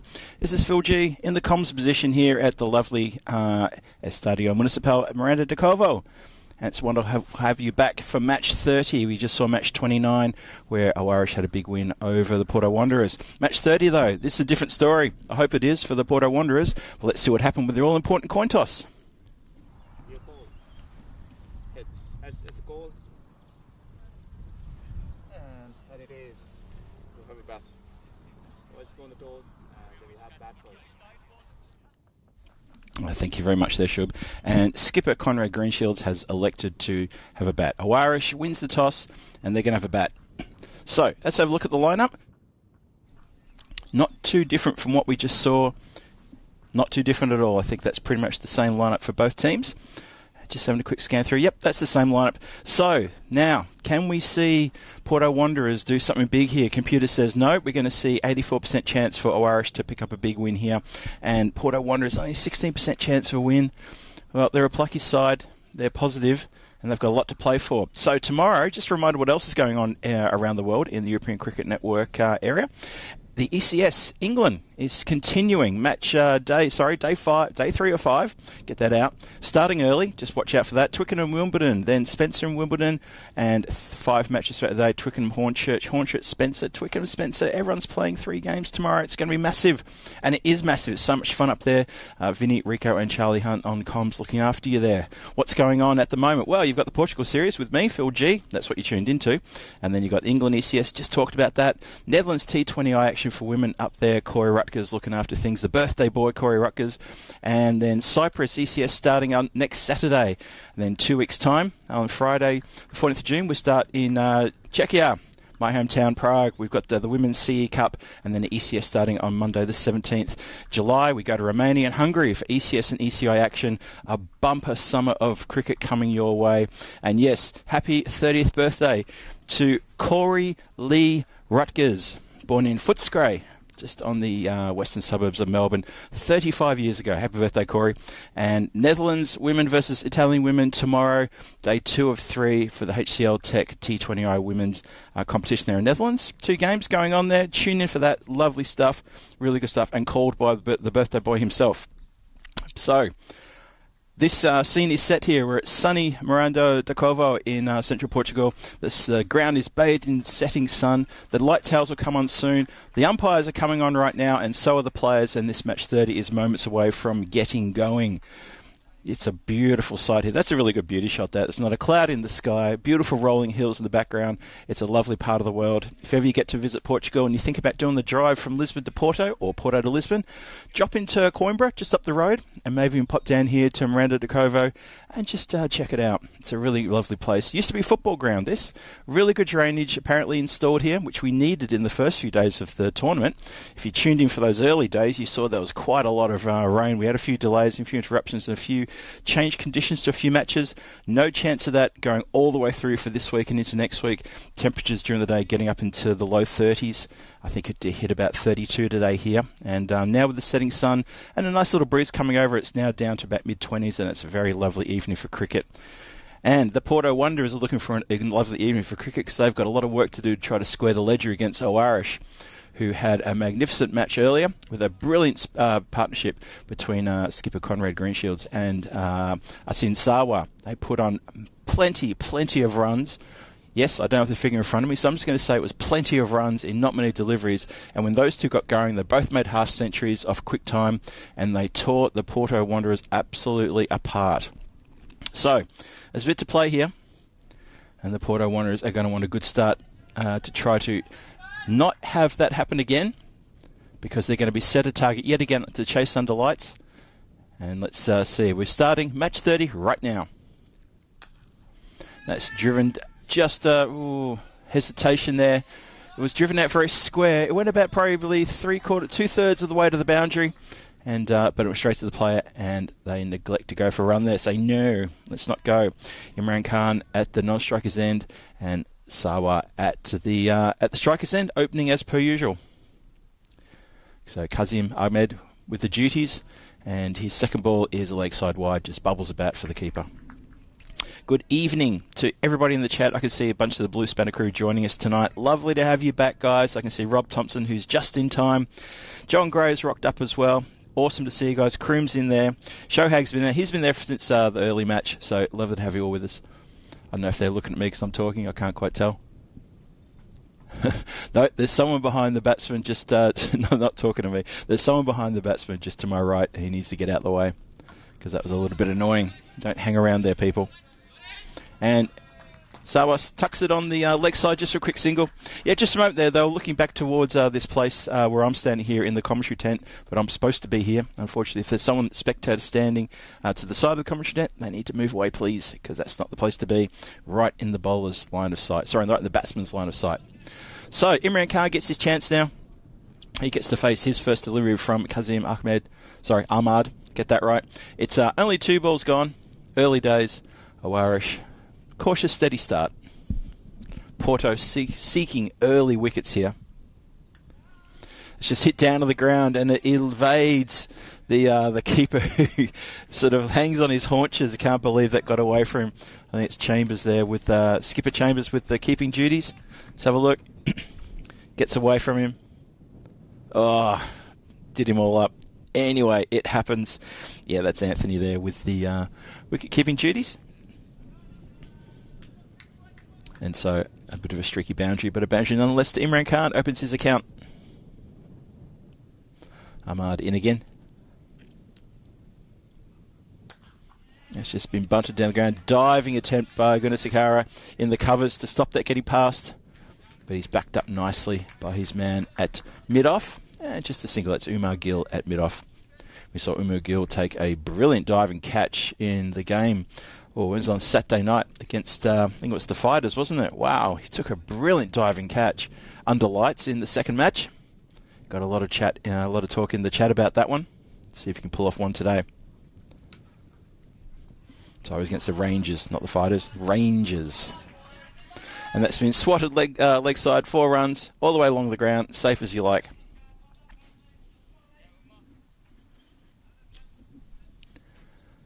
Rob Thompson with a good comment there. Corey picked PW to win. Shows how much he knows. Nice one. Well, the birthday boy's allowed a little fluff every now and then. Last ball of the over coming up.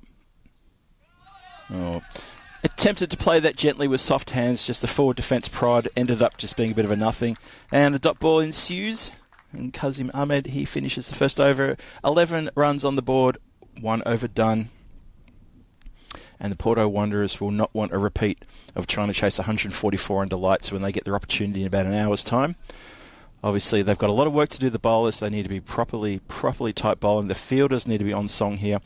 The fielding at this time of day on the ground is always a bit tough if you're on the offside field looking towards the setting sun. It can be quite problematic for some of the fielders. They've got the caps on nice and low.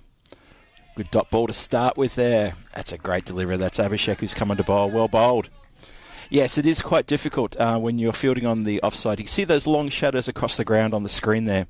And you can imagine you're fielding on the offside, say it's square leg, at point or in the covers, and that ball comes rocketing straight at you. Yeah, you're going to have a bit of a hard time catching that out of the sun, especially if it comes flat. Just tucked around the corner. Goes to the fine leg, who's not that fine. He's at about a 45.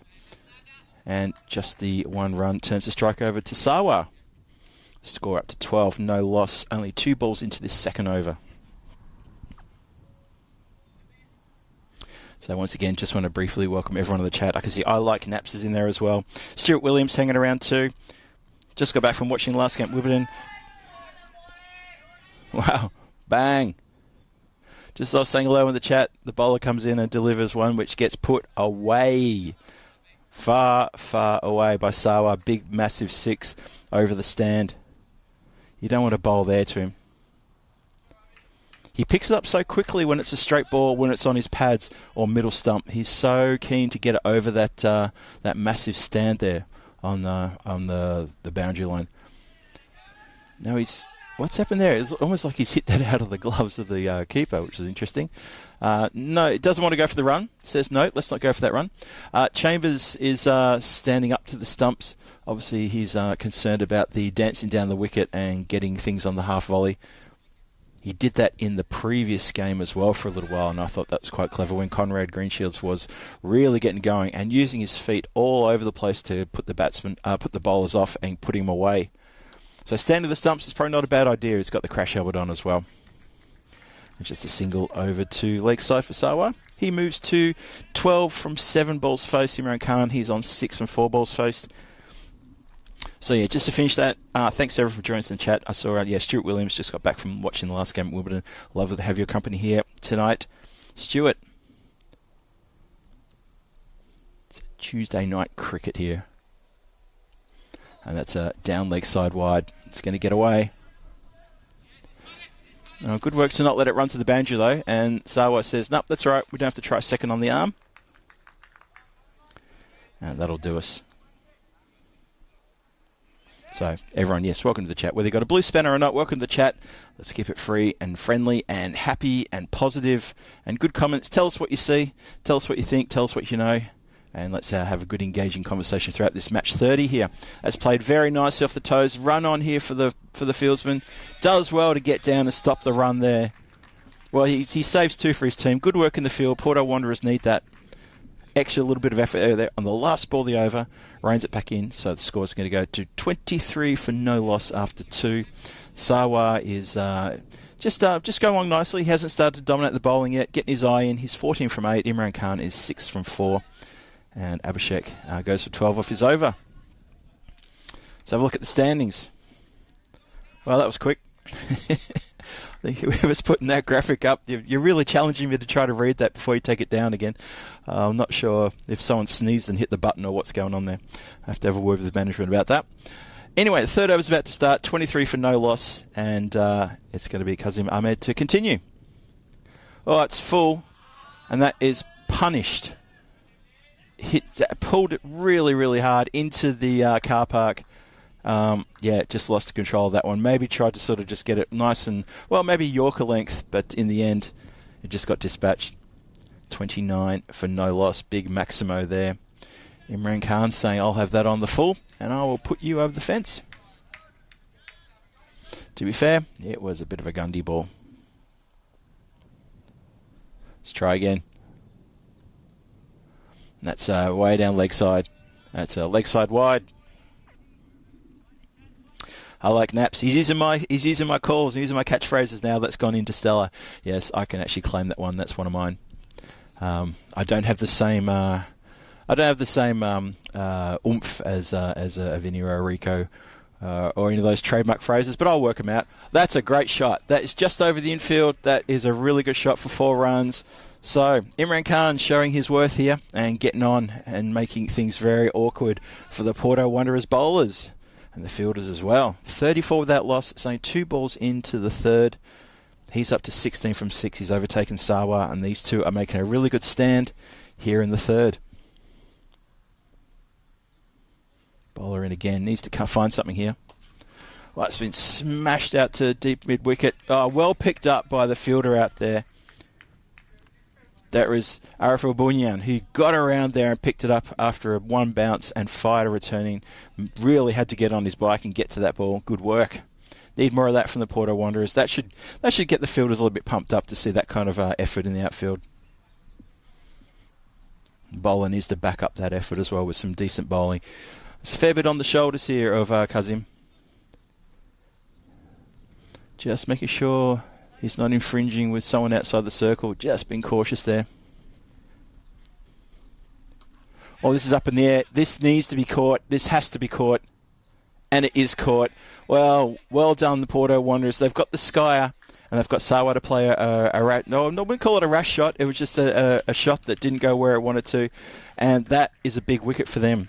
He's been a dangerous man. He was 54 not out in the previous match and causing all sorts of trouble. Oh, sorry, have I got the wrong batsman again? Is that Khan? No. Phil, don't tell me you got it wrong. No, definitely is Sawa. Of course it is. striding off the ground like that. So, yeah, you had 54 off the previous game, not out. Had a couple of big innings a couple of nights ago as well when Owarish took on the Fighters, and they've got rid of him. However, you out of the frying pan into the fire, as they say, as Conrad Greenshield strides to the crease. Trademark orange helmet, glowing nicely in this sunset, sunny afternoon, evening. We're probably about half an hour from that sun properly starting to disappear and the lights to take over. The light towers haven't been turned on yet. They will be turned on soon. Of course they will. Ready for the run chase later on. So Kazim's got his back up now because he's got a wicket. Nope, he's lost his run up. Was it because I said his name? Possibly. I'm not sure how much the players can hear me from here in the dugout. I think the guys who are fielding at long off and long on can hear me. Anyway, I don't say anything bad. Conrad plays it uppishly, 1-2 bounces to Umar Gill, who gets down and stops it going any further. Gets the return in. So Conrad off the mark with a lofted drive down the ground just for one. 36 for one. One more ball to come in this over, this third over. Power play finishes after this delivery. On the pads, just tucked around the corner. And that man at fight leg brought into play. Collects, fires back a throw, and it has come off the pads, and that's just one leg by. And that's how we finish the third, 37 for 1. 3 overs gone, power play done and dusted. Imran Khan on 17. Conrad Greenshield's just joined him. He's on 1. Sawa was the batsman out in that over. Successful over. Well, consistency there, 11, 12 and 14 runs. There's the tower block scenario, and the runs are going quite nicely. Blink if you miss it. Try and get those graphics stay up maybe just a few seconds longer. Maybe just for everyone to look at before they're taken down.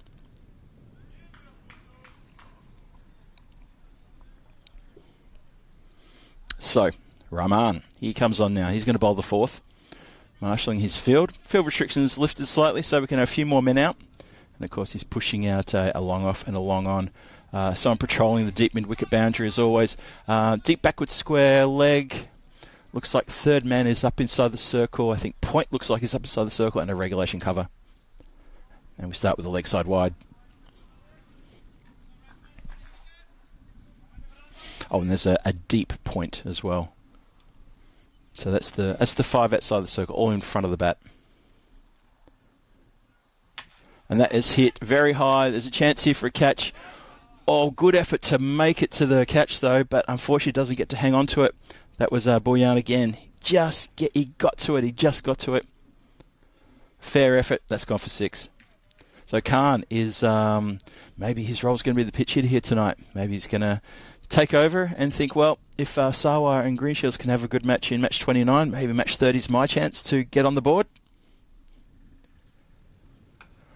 Although, this is trouble. Better call for it. And they don't call for it, and it drops between them. Oh, boy. I thought one of them would call nice and loud and say, that's mine. And they didn't, and it literally fell right between them. Have a look at this. Have a look. How did that happen? And at least they didn't run into each other. Every cloud has a silver lining, I guess. The dot ball. Greenshields looks to put it way through the covers and doesn't connect. 43 for 1. We're halfway through the fourth.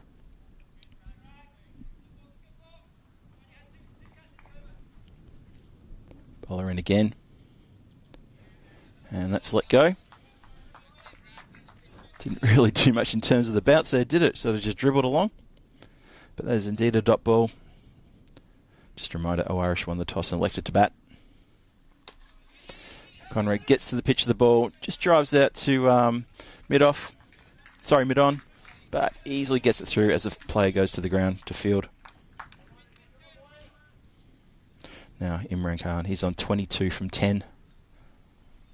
Batsman is standing in the shade there, the bowler in the sunshine. Well, that got up. That's a bit of that strange bounce, that unpredictable bounce that happens on this pitch. A slow spin bowler, and it gets up like that, and they get away for a leg bye. There you go. So that's the end of the fourth. It is 45 for 1 after 4. batsman Imran Khan on 22, Conrad Greenshields on 2. He's only just been there for a few deliveries, and Rahman is only goes for 7 in that over. Well bowled. Expected score is around the 130 mark, and with Conrad Greenshields there at the moment, Imran Khan hitting like he is. Well, let's see where it goes. I like Naps with a very good comment shouting out to the Porto Wanderers there. Mate, you cannot drop Conrad. Well, I don't think anyone could have said that better, that's for sure. That could turn out to be quite a costly drop. We'll see. It's going to be De Stadler. It's going to come on and continue the bowling. Well, he slammed that one down to the ground, and it's up in the air, and he wants it, and he only just dropped it.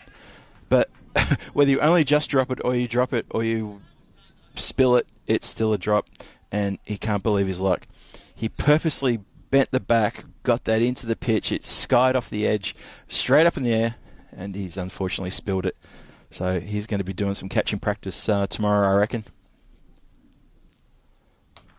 And Conrad has cut him to the boundary for 4. That's a great shot. Waited for it. It was wide, outside off, no danger, along the ground, 4 runs, through the gap. Nice shot. 50's up. 50 is up in the 5th. 4.2 overs gone, 50 for 1. And De Stadler has dropped Imran Khan, and they've been hit for 4. Adds insult to injury. Look at this. Just bobbles straight out. The fieldsman was rushing in. To be fair, Phil was rushing in from mid-on, but I don't think it should have put the bowler off. In again to Greenshields. And this time he guides it. Oh, just bounces up and collects the fielder. Maybe hit him just in the chest there. That's outfield just bubbling about a bit. I hope it didn't hit him anywhere soft. And just 1 run to Conrad Greenshields. 51 for 1. And Khan on strike now. He's been a big hitter so far. A couple of 6s, couple of 4s. What can he do here? He tries to cut him, and they get through for a single. Just a little fumble there at point. I think there was any chance to cutting off the run. Looking for that gap. There is a boundary rider, deep point, right on the boundary line. He's very, very square, so anything just a little bit to the left of him, say 3 or 4 metres to the left that goes fast, it's going to go for 4. He's very square in terms of the pitch.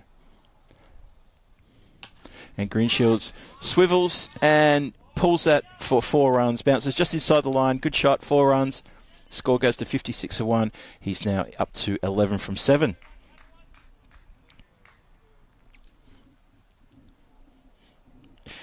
Rob Thompson, did you like my comment, did you? Only just dropped it. Come on, I'm trying to find phrases that I can coin that I can then copyright and say, I said that. I think that's one of them. He only just dropped it.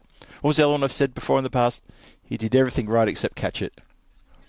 Oh, that's gone into the field. I think that hit the fielder in the leg, but he's stopped a certain boundary. I hope that hasn't hit anything, not necessarily anything soft this time. Maybe it hasn't hit anything hard. He's walking all right, though.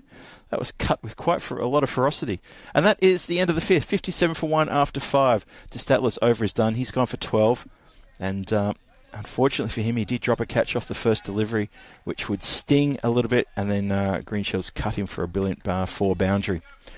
Imran Khan, 24 from 13. Greenshields, 12 from 8. Irish, not the same ferocity and power hitting we saw in match number 29, we just saw earlier tonight.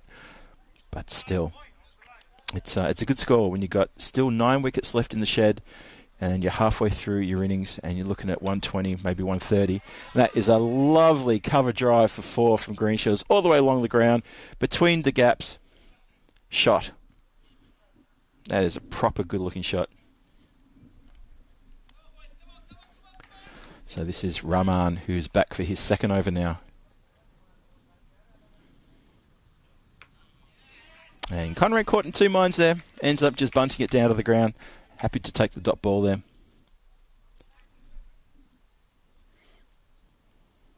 So 61 for 1 in the 6th. That's lofted intentionally, and that's going to carry the boundary line. It's going to go over comms. And I didn't hear it land, but I'm pretty sure it's landed in the soft grass behind there somewhere. 67 for 1, 5.5 overs gone. He's suddenly up to 22. He's chasing Imran Khan. He's getting a bit more of the strike, and Rahman is now 17 for no wicket halfway through his second over.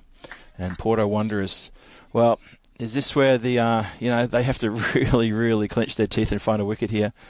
Well, that's a good delivery. Pushes a bit quicker, and Conrad trying to play maybe something a little bit cute there, maybe a late cut. But yeah, this could be danger signs if Irish get going here. And he's gone up, up, up, and over 6. Lovely shot. Elevated with pure intent, but also he's got the length on it. That's a big 6. And suddenly, he's up to 28. 73 for 1. One more ball to come here in the 6th. Just played out on the offside. And just a single. He'll retain the strike. Oh, Rob Thompson. Yeah, that's another one of my favourites, isn't it? He did everything right except stop the ball. Well, we have to give positives. I'm not going to be one of those people who, needs to go negative on everyone. So sometimes you got to say you did something right. However, it's like the sandwich conversation. I'm going to say 2 good things, but in the middle I'm going to say something bad. So Sawa, the only casualty so far in this innings, he went for 14. The other 2 batsmen really putting on a good partnership here and getting things going. Conrad Greenshields is leading the way in this partnership, and Imran Khan, he's no slouch. He's on 24 from 13. But at the moment, he's at a non-striker's end. And Boyan is going to come on, see what he can do. And that is a streaky edge. There's a bit of work there for the fielder. Just slightly gets away from him, but he has stopped it getting over the boundary line. And they only get the single. Yeah, Conrad swinging his bat like that, sort of almost like he's thinking, yeah, I kind of missed that one.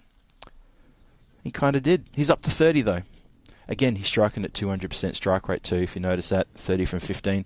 Imran Khan gives a charge. Misses. The ball didn't bounce as it should have, according to the batsman. And I think Boyan's lucky he got away with that one.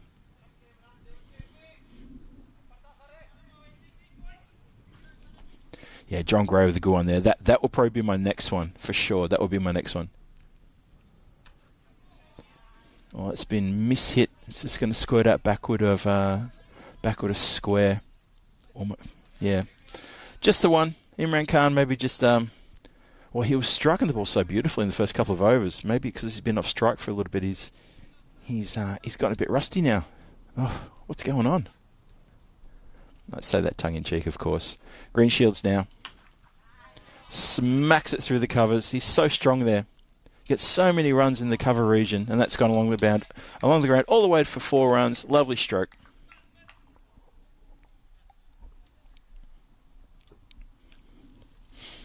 Properly good shot. Steve McVeigh in the chat. Hello, Steve. Nice to see you too. Obviously, John Gray in there as well, and Rob Thompson.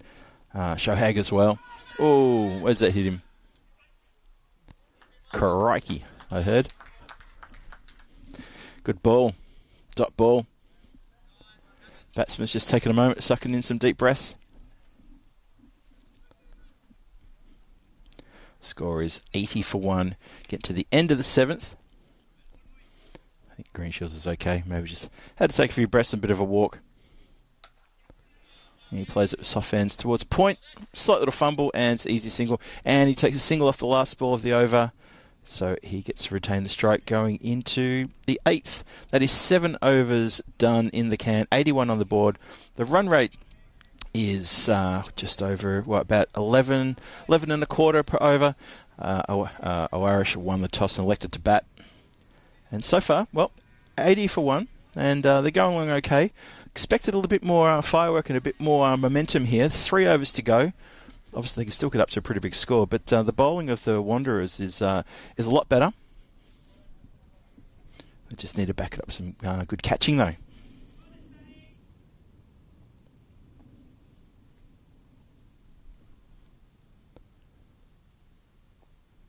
And bowler in now.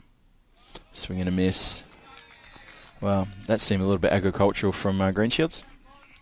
Steve McVeigh, streaky edge, delicately placed, late cut, more like no, Phil. Everyone's getting involved now and giving me hints and tips on how to commentate. Tell you what, I'll let you guys moderate. How about that? It's all good. So, De Stadler, continuing. and been hit up and over into the stand. Bang, 6 runs. Hits the very top and bounces back into play. Umpires want to have a look at that one. Make sure it's still holding its shape. And Greenshields goes to 41. So he's 41 from 20. He's closing in on a second half century here tonight on this night 15 of this European Cricket Series at Night tournament in Portugal. Along the ground, fieldsman takes it on the ankle and it has come off him and gone away from the other fieldsman who was getting behind him, and it's gone for 4. Ooh, I reckon that might have hurt that one. That didn't look like it was going to tickle, that's for sure. That's Raghu Rahman who took that one on the leg. He's just feeling the ankle there as it came off his ankle, and it completely deceived him. Agil, who was going to back him up, and that completely went the other way. De Statler tucked around the corner. Just goes to regulation square. They're looking to run 2. Could be trouble. Oh, keeper didn't quite take it properly. And they had just a small little collision. Pat on the back from Imran Khan. Anthony Chambers to say, well done, mate, but you didn't get me. Imran Khan's 25 not out. Greenshields on 46. De Statler, he's gone for 23 off his 1.4 overs. A little bit pricey, a little bit expensive, but needs to bring it back here. 2 balls. Gets the charge. It's just hit into the ground. And they race through for a single. Completely mishit. So much better delivery, that one. 93 for 1. Coming into the end of the 8th. And I have to say again, I really felt that the Irish were going to be a bit more rush of blood in this innings, especially after the 5th. And we're going to see a little bit more fireworks. But full credit to Porto Wanderers bowlers who have been watchful of that. And they've adjusted their bowling. When they're seeing a little bit of a charge or a big backswing, they've tried to adjust their bowling. And that's another good delivery from De Statler. And that is going to be the end of the over. 93 for 1. 8 overs gone. 2 overs to come in this innings. The score 93, as I said. Can they get to the 120s? Computer still thinks they can. They still got Conrad Greenshields out there and a big hitting Imran Khan, who's kind of climbed up a little bit now. But De Statler's job is done as far as the bowling for tonight.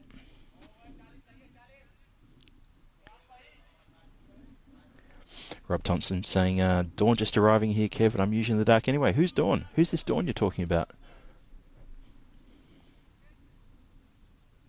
There we go. Yeah, the bright light here. Go on by Kev about the bright light here. It is properly bright here right now. Dance down the wicket, and it's just mishit. It's going to go well backward square, pretty much to a fine leg. Actually, backward square has to run all the way to fine leg. And even third man tried to get across to help him out. So, this is Abhishek. Abhishek Chagule. See what he can do for the Wanderers. Can he find a wicket? Can he find just dot balls? Dot balls would be fine. Try to stop these guys from hitting boundaries. That's the key here. Just another single out to the square boundary. So, and I don't think they'll be too worried about singles. At this point in time, with 10 deliveries left to come in this innings, if it was all singles, I think the Porto Wanderers would take that. I think they'd be saying, job done. Let's get out there and make the runs. Oh, that's just completely mistimed from Conrad. It's gone up in the air over the head of the keeper and landed safely. But there was even, you could hear the audible groan of, oh no. Not quite Liam Livingston level, oh no, but a total, oh no. He's landed safe and no one could get to it. Imran Khan, 29. And that's been clipped nicely out. Bit of work there for the fielders. And they're not going to get in time. That's 4. Good shot off the toes. And that will bring up the ton for Irish. They are 101 for 1 here in the 9th. 2 balls to come in this 9th over. Imran Khan moves to 33 from 19. Greenshields overtook him a little while ago now. He's 47 from 24. So, 8 balls left in this innings. Gets the charge. Hit down the ground. And the throw comes in, but they run 2. Very good. Bit of work there for the fielder down there, Gunasakara. He had to get around quite a way. He was in the air for a while, but couldn't make the catch. Managed to rifle the throw in. This last ball of the ninth coming up, 103 for 1. And that's hit uppishly again and towards the same fielder. He's almost bamboozled by the bounce. Fields it cleanly. And he hustles the batsman to get back in their crease with a good fired return. It was a bit too hot for the bowler. He didn't want to take that ball back. Didn't want to have it smack into his hands. This is cricket. Should accept that that's what happens. And he leaves it for someone else to back up. That's the end of the ninth. Let's have a look. 104 for 1 after 9. And the bowling there. Well, Arifur Bhuyan, he's economical. He's only bowled 1 over for 7. Wow. I think my ability to read things quickly has diminished because I'm really struggling to read these graphics now. Sorry, I shouldn't say that. Love the company. It's doing a great job. But I just wish the graphics were up for a bit longer. I can't see what's going on. All right. Bhuyan to finish things off. And there's appeal for the edge. And there was, a very positive appeal, and it turned into just okay, fair enough. Have a look at this again. Gets up and off his back and snatched out of thin air by Anthony Chambers. He probably wished it had been an edge, really. But not to be. Bhuyan in. And that has gone straight up in the air. There's a chance for third man. And he has grasped it, unfortunately. Well, they run a single. And as I said before, look, if it's only singles for these last few balls, I think Porto Wanderers won't be upset about that. There's so many wickets left in the shed. Even if it is a wicket, look, it's just a dot ball. If it's singles, that's okay. It's just a single.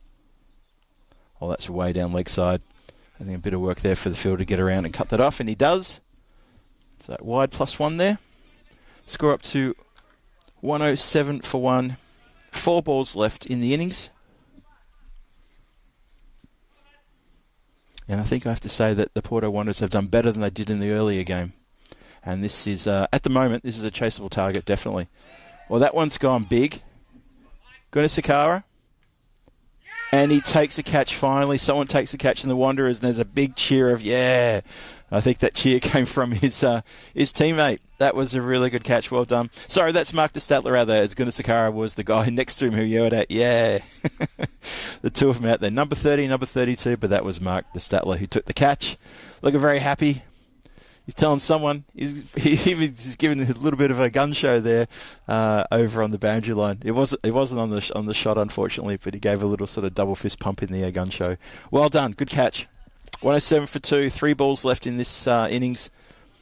Importantly, it's a dot ball, no run scored.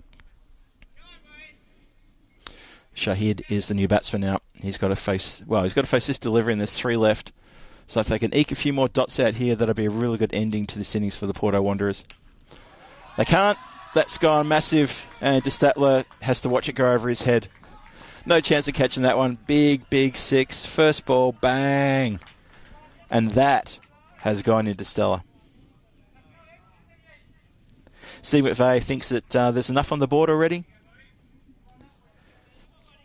Yeah, this is more than enough to win, but less than Irish would have wanted.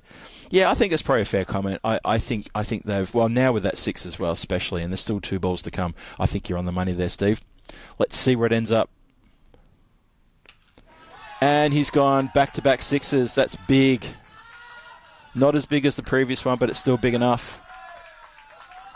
Well, he's come out and just gone bang, bang. Big cheers from the dugout. Irish dugout making a bunch of noise over there. 119 for 2. And suddenly, Bhuyan, those 2 big 6s ruined all the good work previously done in this over. And Greenshields is not going to get his 50. He's going to be stranded there on 47 at the non-striker's end, but I'm sure he won't mind about that. Shahid, can he make a hat-trick of 6s? He can't. And there's appeal for a caught behind. Umpire is unmoved. Instead, it's a dot ball, and that's how we finish 119 for 2 after the 10. Have a look at this again. It was appeal for a caught behind. I think he might have come off the body, possibly. It did deviate a bit. But that's it. So, the batsmen walk off. 119 on the board. Sure, they'll be okay with that. I think Steve McVeigh's comment before was pretty much, I'm in pretty much agreement with that one. I think that's a pretty good thing to say. They've got a lot of runs on the board, probably enough to defend, but probably not as many as they would have wanted. For Porto Wanderers, they'll probably feel that that last over just got away from them. And you know what? I feel for Boyan because he bowled pretty well until those last two, not last two balls, the last three balls after he got the wicket. And so those two boundaries at the end, those two sixes for the fourth and fifth ball in that last over, yeah, that could be telling. And also psychologically as well, the score they're chasing is now 120. It's no longer under 110. It's now 120 they're chasing. And I think that is a bit of a mind game situation. So the Porto Wanderers are having their customary middle of the ground chat after the innings. There's the batting card. Sawa at the top, 14 from 9 deliveries. Didn't stick around too long. And then Imran Khan and Conrad Greenshields got together, put on a very good partnership, and eventually it was Imran Khan who went out for 37. Conrad Greenshields not out on 47. And Mian Shahid came out for only 3 deliveries and belted 2 sixes. And then there was a dot ball at the end. Only 9 wides in that, so well bowled by the Porto Wanderers. I thought the bowlers did not a bad job, to be perfectly honest, compared to the previous match. Wickets for Kazim Ahmad and a wicket for Boyan there just at the end. So 2 overs, you got 1 for 24, 23, 24, 24 and 22. It's a picture of consistency, that bowling from all 5 bowlers. Their economies are all thereabouts the same. And that partnership there, well, a 72-run partnership by Greenshields and Imran Khan really put this score on the board for Awarish. So there you go. They've thrown down the gauntlet again to the Porto Wanderers and said, look, there's the score. If you're good enough, you take the points. Simple as that. You need 120 runs. You've got 10 overs to do it, and we've got 10 overs to try to stop you from getting it. So the run chase will be on in about 7 or 8 minutes' time. The light towers will also be on in about 7 or 8 minutes' time. You can see there in that shot, they haven't been turned on yet. They're not needed yet. The shadows are still long across the ground. There's still a bit of sunshine at the coming across the ground at the bowler's end. The striker's end has still got the shade right across it. But when we come back, we're going to see longer shadows. We'll see the lights on, and we're going to see the run chase. Porto Wanderers need 120 off 6 balls. This is Phil Gowers for the European Cricket Network, and you're watching the European Cricket Series at night here in Portugal. Don't go too far. We'll see you back here in a few minutes' time. Cheers.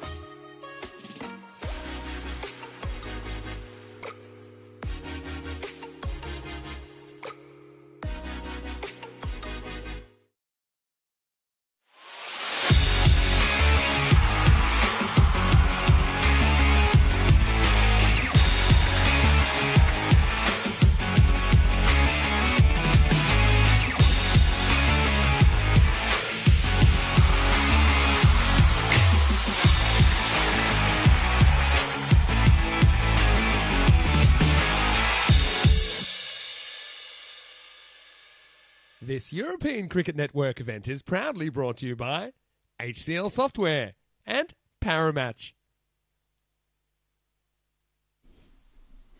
And welcome back to the sunlit, ever so slightly, Miranda de Covo Stadium here, where the players are running out onto the field. And it's been 16 matches since the Golden Ball. Could we see one tonight? You're absolutely right, we could see one tonight. But how good are the Porto Wanderers to get to that? I'm not sure. Tomorrow in England, the England ECS continues. Starts at 8:45 GMT. Keep a lookout for the times in your area, in your part of the world. But tune into that. There's Twickenham, Wimbledon, Spencer, Hornchurch, all in action tomorrow. They've all got 3 games tomorrow. And that's a big day of cricket. 5 matches coming your way in a very fun ECS. Tomorrow night, though, for us, we've got the Rangers and the Fighters going head-to-head in the Group B action, match 31-32. That's going to be a very well-contested battle between those two teams, 2 very evenly matched teams. But let's get back to this one. The Irish team made 119, so the Porto Wanderers, they need 120 runs off 10 overs. There's a bit of work for them to do. The players are out there, as I said before, and it looks like it's going to be Asad Mahmood, who's going to start proceedings in the defence of 119 runs, 120 needed for the win by the Wanderers. And that's going to be a fair bit of work to do. Anthony Chambers opened the batting again, along with Jonathan Gunasakara. And they need to get it off to a good start here to try to claim some points and try and square the ledger between these two teams in tonight's action. Umpire gives the clear. All go ahead. Let's get it on. Starts with pushing it past the right-hander. Taken by the keeper cleanly. Dot ball. Good start from the bowler. Very good start for the bowler. And we're in again. And that's another good start. Another dot ball. Has Chambers stepping out, trying to meet the ball and just getting it past him. Nice bowling. Good start. Reminder that Irish won the toss and wanted to bat first here in this match 30, this last game for this evening. And that's 3 dots in a row. And already in the first over, pressure's mounting. 120 from 57 now. Just bit by bit. And just this time watchful from Chambers. It certainly wasn't a wide. Everyone knows where the wide line is. Lets it go. Trip Denny joins us in the chat. Good evening there, Trip. Nice to see you there.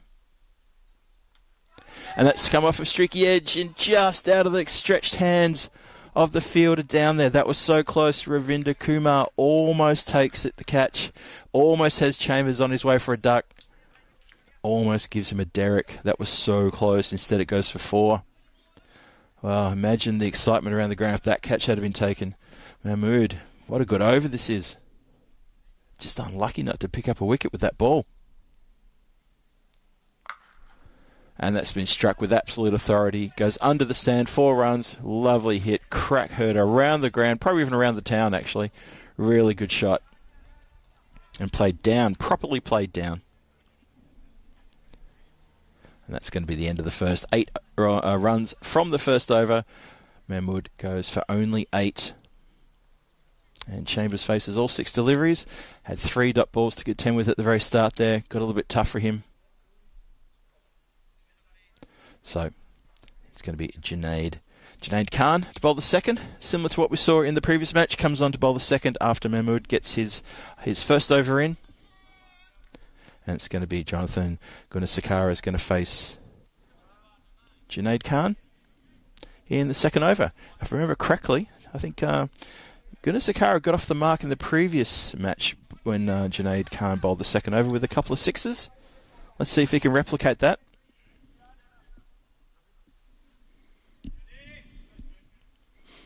And he comes in, starts the second. Ooh, bit of extra bounce there, ably assisted by the pitch. Gets a dot ball in. Have a look at the lift on this after it bounces. Look at that. Oof. Keeper takes it well above his head. Wow.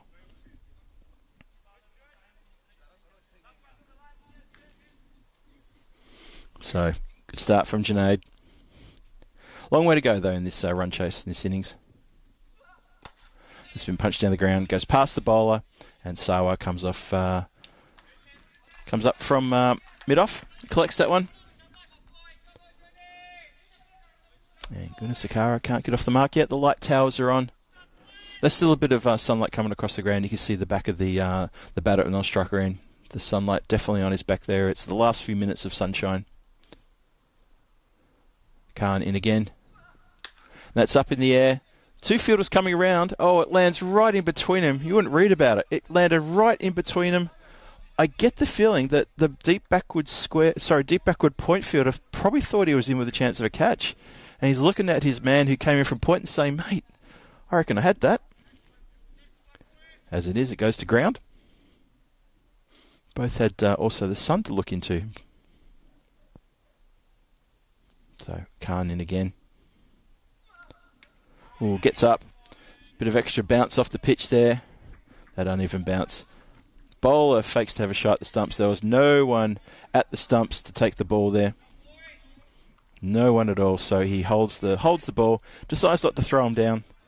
I think one of the fielders, either mid-off or mid-on, needs to get to the stumps in that situation and be the person to say, I'll take the throw.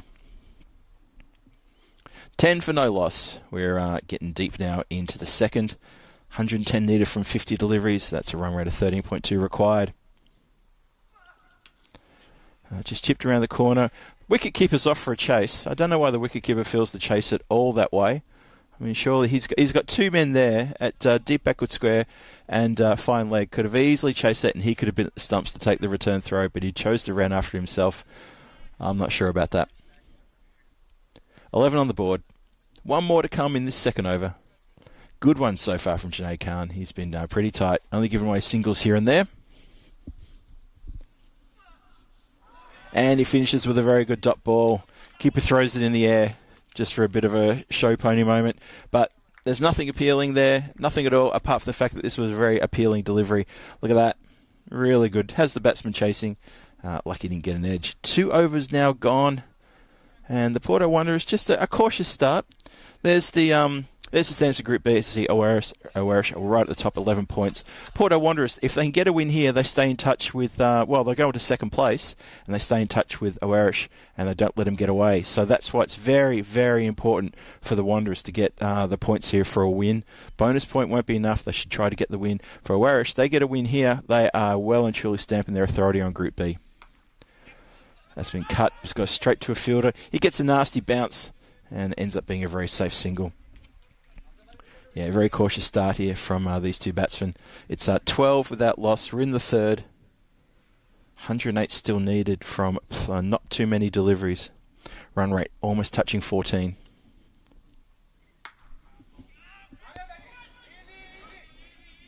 There's shouts of easy, easy, easy from around the whole ground there as the fielder charges in and goes to throw the stumps down. And nobody wants to see overthrows at this point. Awarish have got the run rate nicely. Nice where it is. It's not too high. It's just only just over 5 and over at the moment. Run rate required is over 14. And it's a wide. They're going to take an extra one as well. And it's going to be more than that because it's made the boundary down the back there. That is a minimo, and that's 5. Well done. Shout out to everyone in the chat. Thank you for joining us tonight. A few blue spanners there. Good to see you all again. Always appreciate support. Talking about the rain that we've had, sadly, in the UK. Spoiling things ever so slightly for the ECS there, but I hope you're all enjoying it there. I know a bunch of you guys have been getting over to the ground and enjoying that. Shot down the ground, Sarwar to take that one, and he takes it nicely, and just a single.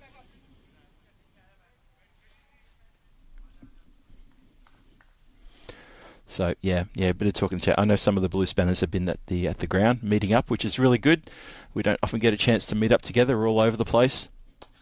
That's punched very straight down the ground. Bowler gets a boot to it and deflects it, and it would have been a bit of work for Shahid on the boundary line to get around to that if it had gotten past him. It was a very straight drive. I hope Mahmood didn't hurt himself with that. And this time he's gone up and over, and that is going to clear the boundary line, I think, for... No, it doesn't. It bounces just inside the rope.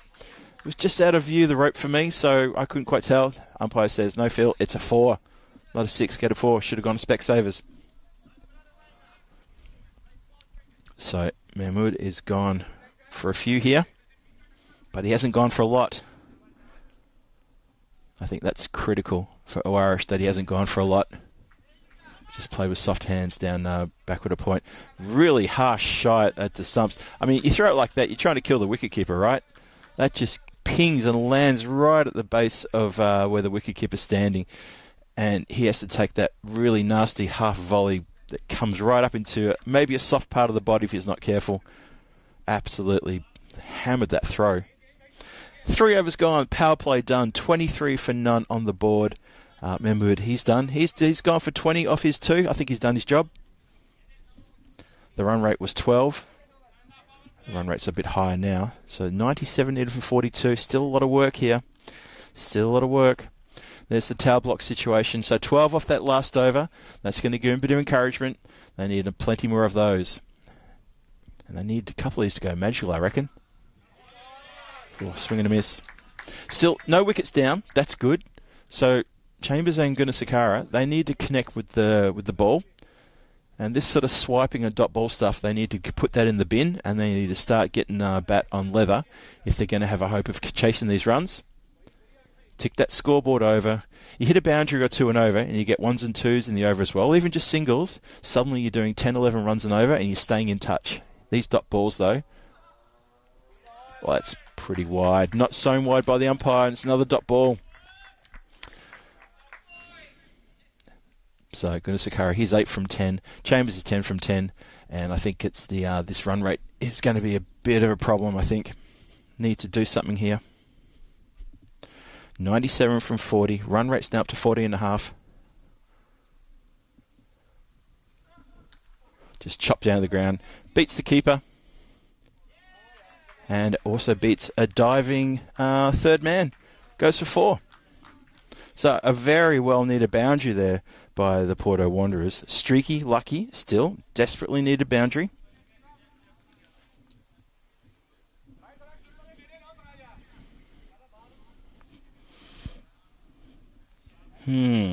So yes, that run rate. Need to really watch out for that required run rate. As I see, it's 14.3. That boundary obviously helped things, but they need a few more of those. Need to get that back down under 12. Just mistimed, just hit in front of point. Fielder runs around and picks it up from point. And just a single. Gunasakara goes to 13. Chambers 10 from 10. And need to see a bit here. Need to see a bit here from the skipper. Junaid Khan bowling pretty well. He's only got 2 balls left to go. He's been pretty miserly with the runs, only given away 8 of them. Sawa is moving up into the circle from off the boundary line. He's able to regulation mid-off. So anything through the infield in the covers or mid-off is going to go for 4. It's played out to third man. A little bit of a fumble there at his feet, but it's an easy single. Singles won't do it, unfortunately. But it keeps them in touch. Keeps them in touch. With the occasional boundary in those singles, it's all good. Oh, John Gray just explaining where Derek comes from to I Like Naps. That's it, exactly. Thanks, John. I didn't see the previous question, but yes, that's about it.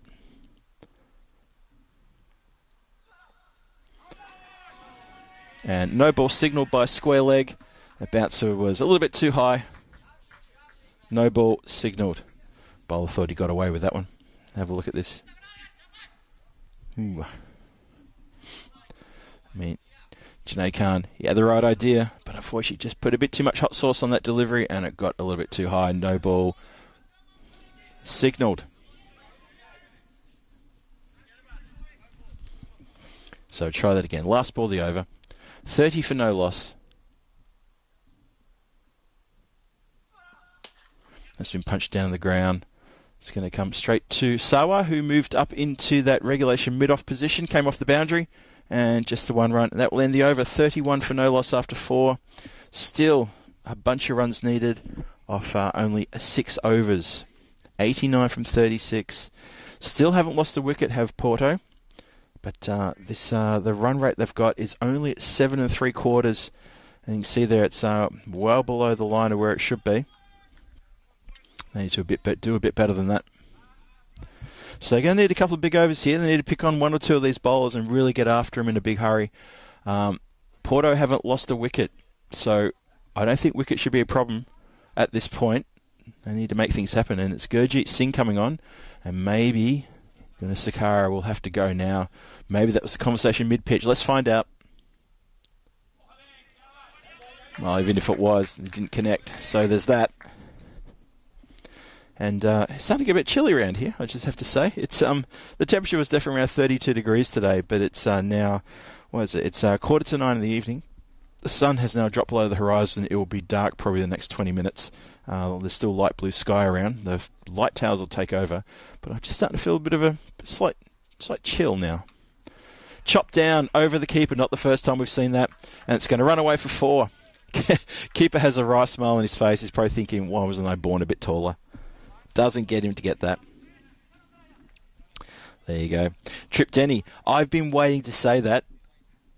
I haven't had a chance to say it because Junaid Khan didn't really do too much spectacular with his bowling. Instead, he was very sensible with the bowling, very tight, and I was just begging for a chance to do that. And Trip Denny, you're reading my mind. And unfortunately, I'm not going to get it. If he takes the catch, I'll do it. Oh, and it's been hit into the ground again. It deceives the keeper, but he manages to get a glove to it and stop it from running away too far. Gibbs had a couple of those ones, sort of the undercut that's gotten past him. I think he's getting a little bit tired of that. So Chambers finally gets back on strike. He's been there since the start. He's only faced 11 deliveries. Sakara has faced most of the deliveries of this partnership. And he gets to face Gurpreet Singh. Oh, that gets up on him. And can you believe... Oh, I can't believe the fielders put it down. That was a catch for all money. Everybody thought that was in the pouch and done and dusted. Oh, boy. That could be costly. Have a look at this. Surprise, the batsman gets a really thick edge. And the fielder put it down. He made good ground to it too. Can't believe that. And bang, out of the ground. No. Yes, just over the fingertips of the leaping player there. I think it's Bouyan there. And he's not able to bring it down. And... well, it's not Bouyan, is it? No, I'm trying to see who that is. Anyway, regardless, over his head, he needed to be a foot taller. He might have caught that.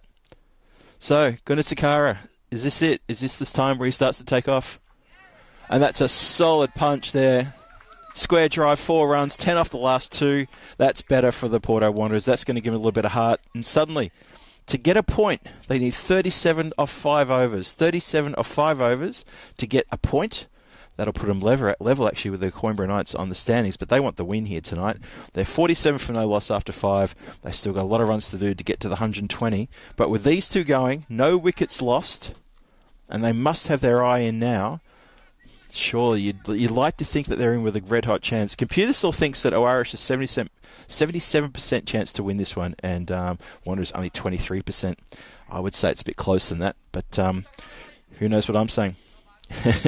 Is there a special condition for saying Khan? I wouldn't say that, but you can't just say it for no reason. It has to fit the brief. And Sarwar's just tucked around the corner.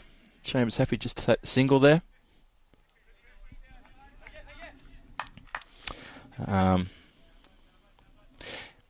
Yes, thank you for answering that, John Gray. I was about to answer the question where the game's been played. It's a town called Miranda do Covo, which is just down the road from Coimbra, in the centre of Portugal, between Lisbon and Porto. Lovely part of the world. Yeah, Miranda do Covo. And Sarwar's putting in a really good over here. Well, at a time when these two batsmen should be absolutely going the tonk, because there's still 10 wickets left in the shed, and they're playing little meek shots like this, they really need to get on with it if they want this win. Okay, Sakara's heard me there, and he's missed it completely. Wicketkeeper's doing a lot of running tonight. There's no one in close on the offside. Koa Fieldsman didn't move an inch to try to get that one. But Sarwar is doing the job for his team. He's not getting hit at all. This is good bowling. That's hit down the ground. Goes like a rocket. And that bounce has eluded Shahid. It's nothing to do with him. That bounce eluded him completely. It hit a Tortuga. And it even took a little bit of a right turn at Albuquerque. And it went straight past him. That was nothing to do with the fieldsman. He got there, but the bounce deceived him. Well, that's a well-needed boundary for Wanderers. They try to go again, hit inside out. A bit of work needed on the boundary line. Oh, excellent work on the boundary line there. Gurjeet Singh gets around, does the stop, gets in the throw. Very good work in the outfield. Saved a certain 4 there. And that's the end of the over. So it's 54 without loss. 6 gone. So, Anthony Chambers, 17 from 15. Gunasakara, 29 from 22. No one else has had to come out and do any hitting yet. It's 54 after 6. The run rate is 9. They need to get that up to 12 in order to have a chance of picking this up. There's only 4 overs left in the game, and they still need plenty of runs. And if they get to 84, if they get 30 runs off the next 24, they pick up a point. And obviously they're going to be looking to get a bit more than that if they can pick up a win. Still haven't lost a wicket yet, Porto. But too many dot balls. Too many dot balls. Chambers, he is 17 from 16. Gunasakara, 29 from 22. They really need to accelerate with the scoring now if they want to win this.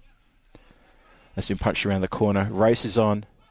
Krishna has done really, really well to save that boundary. Fires in a return, and they scamper back for a second. Generous round of applause from the teammates there to Krishna to say, mate, you just did a great job. We're very proud of you. Very good work there.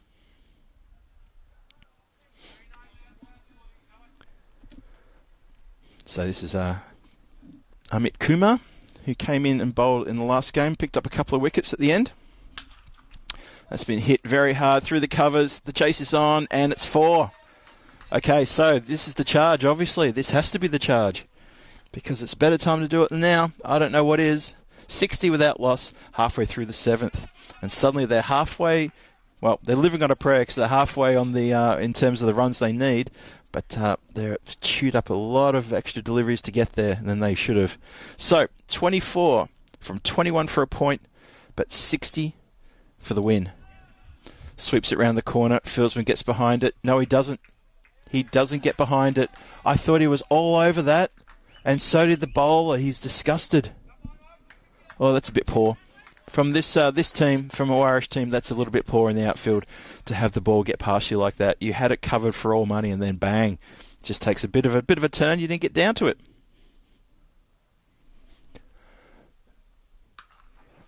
It's carved out towards the point boundary, straight to the fielder. Just the 1 run. So you feel the tempo lifting now. Boundaries and runs, boundaries and runs, boundaries and runs. That's what they need to do. Shout out to Mahmoud Ul Hassan in the chat. Always trying to comment, not seeing the comments. Sometimes that happens. It's a curious thing, but I can tell you now that I'm not seeing any comments being deleted, so it's not us. Chipped away very nicely. Not into the gap, though. Fielder gets around, covers it just for a single. Unable to find the boundary, unable to find the gaps here. Oh, thought about the overthrow run. And didn't take it in the end, very wisely too. That is the end of the 7th. It's 11 off the over. Pro needed a couple more than that, though. Pro needed a few more than... 12 off the over. Pro needed more than 12 off that over. They really do need a magical over, to be honest. They need 2 magical overs. There's only 3 left. 18 off 18 for a point. But, I really think they should be going for the win. You've got all your wickets in hand, and your run rate is just languishing slightly. Well, not slightly, it's languishing. Need 120. Need a lot of runs off 3 overs. I think that, if you want to square the ledger tonight with Irish, I think Porto Wanderers probably need to have a think about really going the tonk if they can. Like that. And a bang as it hits the fence. You heard it through the comms, Mike. Boom. That's the 6. So, 18 balls left. Now 17 balls left. And that's a really good shot for 6. So, Gunasakara. Can he be the one here to do a magical over for the Wanderers? Well, he's tried again, but he skied it, and it's going to clear. And it's going to bounce away for 4, so that's 10 from 2. Well, they're saving their run till last, and if they make this big charge, there's every chance. Porto Wanderers not out of this yet. Not out yet.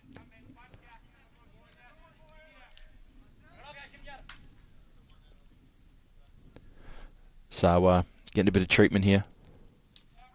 Oh, changes his pace a little bit there. Half-hearted shout, half-hearted appeal. Nothing going on. And Gunasakara allows a dot ball. Yeah, just came into her really nicely there. Cramp for room, cuts it. Scamper through for a single. Oh, we're going to go to the replay. Not sure. Anthony Chambers is gesturing. Have a look. What do you think? Just from this angle first. Oh, I think he might be home.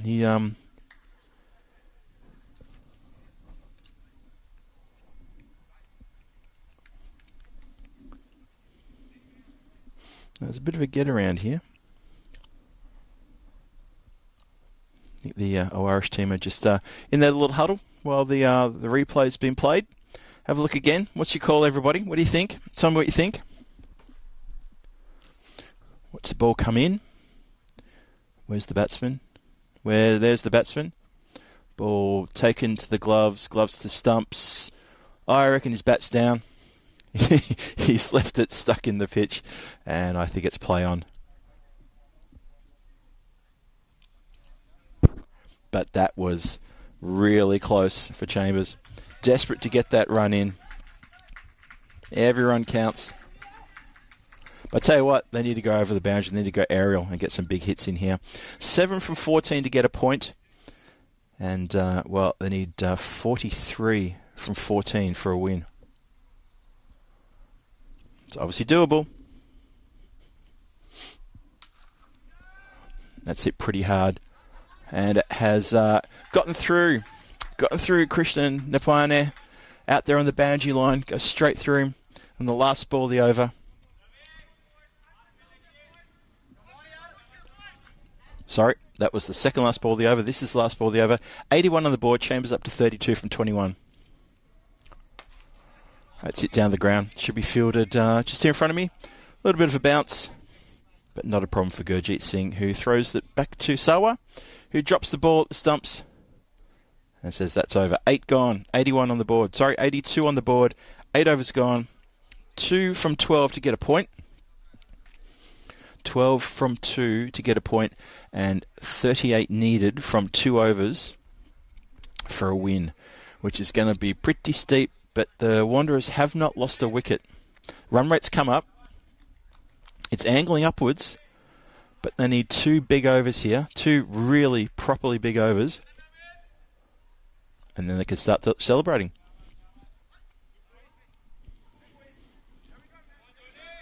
Is it possible anyone out there has a tingle? I did, but I got some cream from the chemist and now I'm fine. Thanks for asking. Amit Kumar. He's got the ball. He's got the duty of the ninth. It all happens in the ninth. That's been picked up nicely, and it's been dispatched away. A diving Krishna in vain. Goes for 4. Good start for Porto.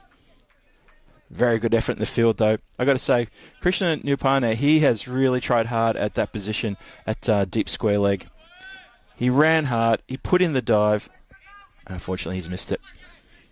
But he's fielded quite well out there. Patrolled that boundary line all day. Oh, hit back to the bowler. Doesn't get past him. Slightly missed it as well. I think the 2 fields in here, Sawa in front of me and Shahid on the other side at long on would have had that covered.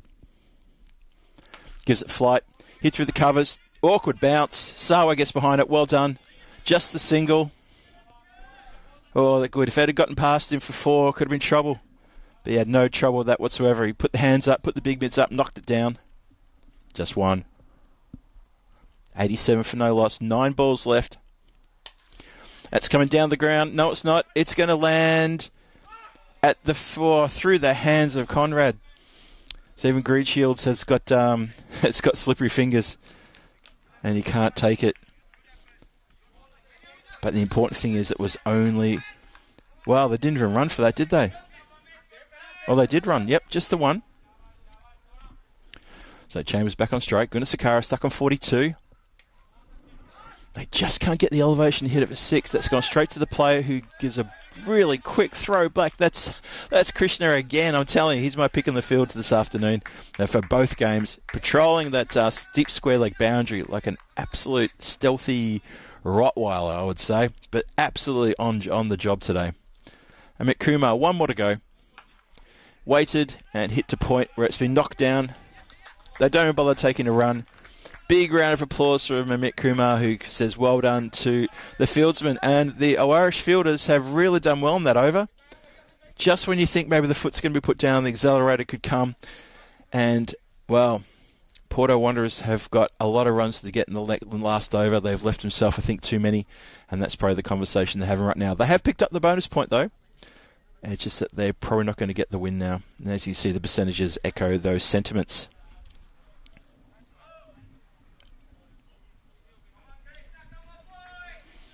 So, and almost on cue, the duty of over number 10 goes to that man who I've been talking about the last few deliveries. Krishna Nirupane. He's going to get a chance to bowl the last. And I can see there was a conversation in the chat about that. I like Naps asking the question. Well, here you go. He's been hit down the ground, and that is 6 runs. First hit for 6. 95 for no loss. They need 25 from 5 deliveries. Mathematically, it's still possible. It just means that this has to go over the boundary line.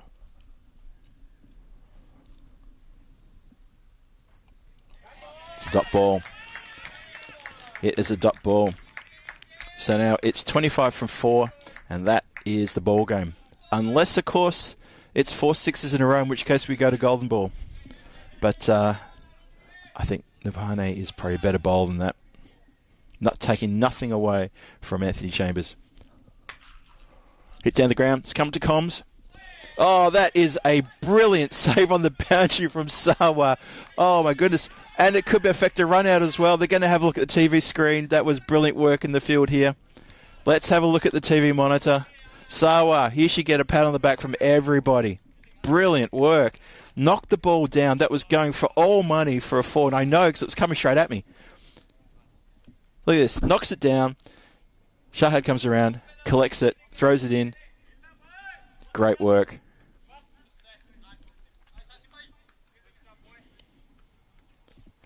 I think we're just going to have a quick look at this again. Is there a chance for a run out? Takes the ball. Ooh.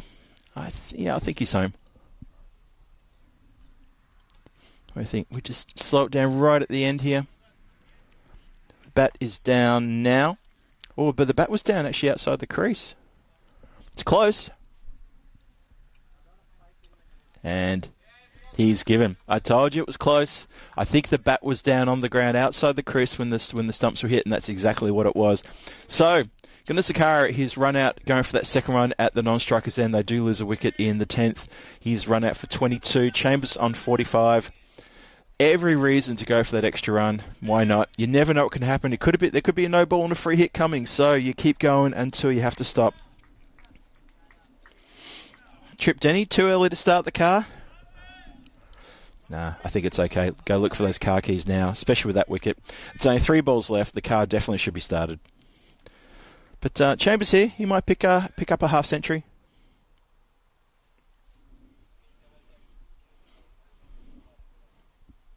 And the bowler doesn't let go of the ball.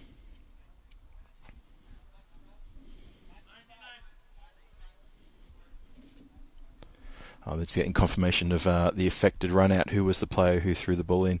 It was Sawa who did all the work. It was Shahid who threw the ball back in, and then the bowler, Krishna, who affected the run out. Yep. That was people in the chat agreeing with what I just said about the effort from Sawa down in front of me. I got to tell you though, guys, literally, he dived right in front of my eyes because that ball was coming straight at the comms desk. Not to the left or right, it was coming straight at it. So exactly where he dove and knocked the ball down, I basically already had my hands up here in the commentary area ready to take the ball as it was coming in towards me. I would have taken it, and if I had I would do what I said I'd do. I would have taken the headphones off and I would have run out from the tent and I would have given you all a wave up at the camera. But it didn't happen. The pace from Krishna. Just pure pace. Just puts the dot ball past the new batsman. That's Umar Gill. Sorry, it's not. It's Chambers. Umar Gill is at the non-strikers end because, of course, he was... because the run-out was affected at the non-strikers end. Chambers from 46 not out. Goes for a tricky little ramp shot. Succeeds in hitting it to the wicketkeeper. Maybe you practice that ramp shot in the nets, I don't know. But sometimes I see the ramp shot play and I just think, why? Could have stood there and just pounded it through the covers like you've done all night. Will he get his half century? Last ball of the match and of the evening. It hits down the ground. It's going to be fielded by Sawa. It rolls to his feet. And it's just one run. He throws to the wicketkeeper's end. And that is the end of that. An entertaining match nonetheless. Unfortunately, the Wanderers just didn't have the petrol in the tank to get up to the score that was posted to them. They needed 120. They end up getting to 97. Only lost one wicket there in getting to that run, to get to those runs. So, bottom line is, the Irish get their second win for the night and they storm to the top of the standings in Group B, and they are sitting on top undefeated.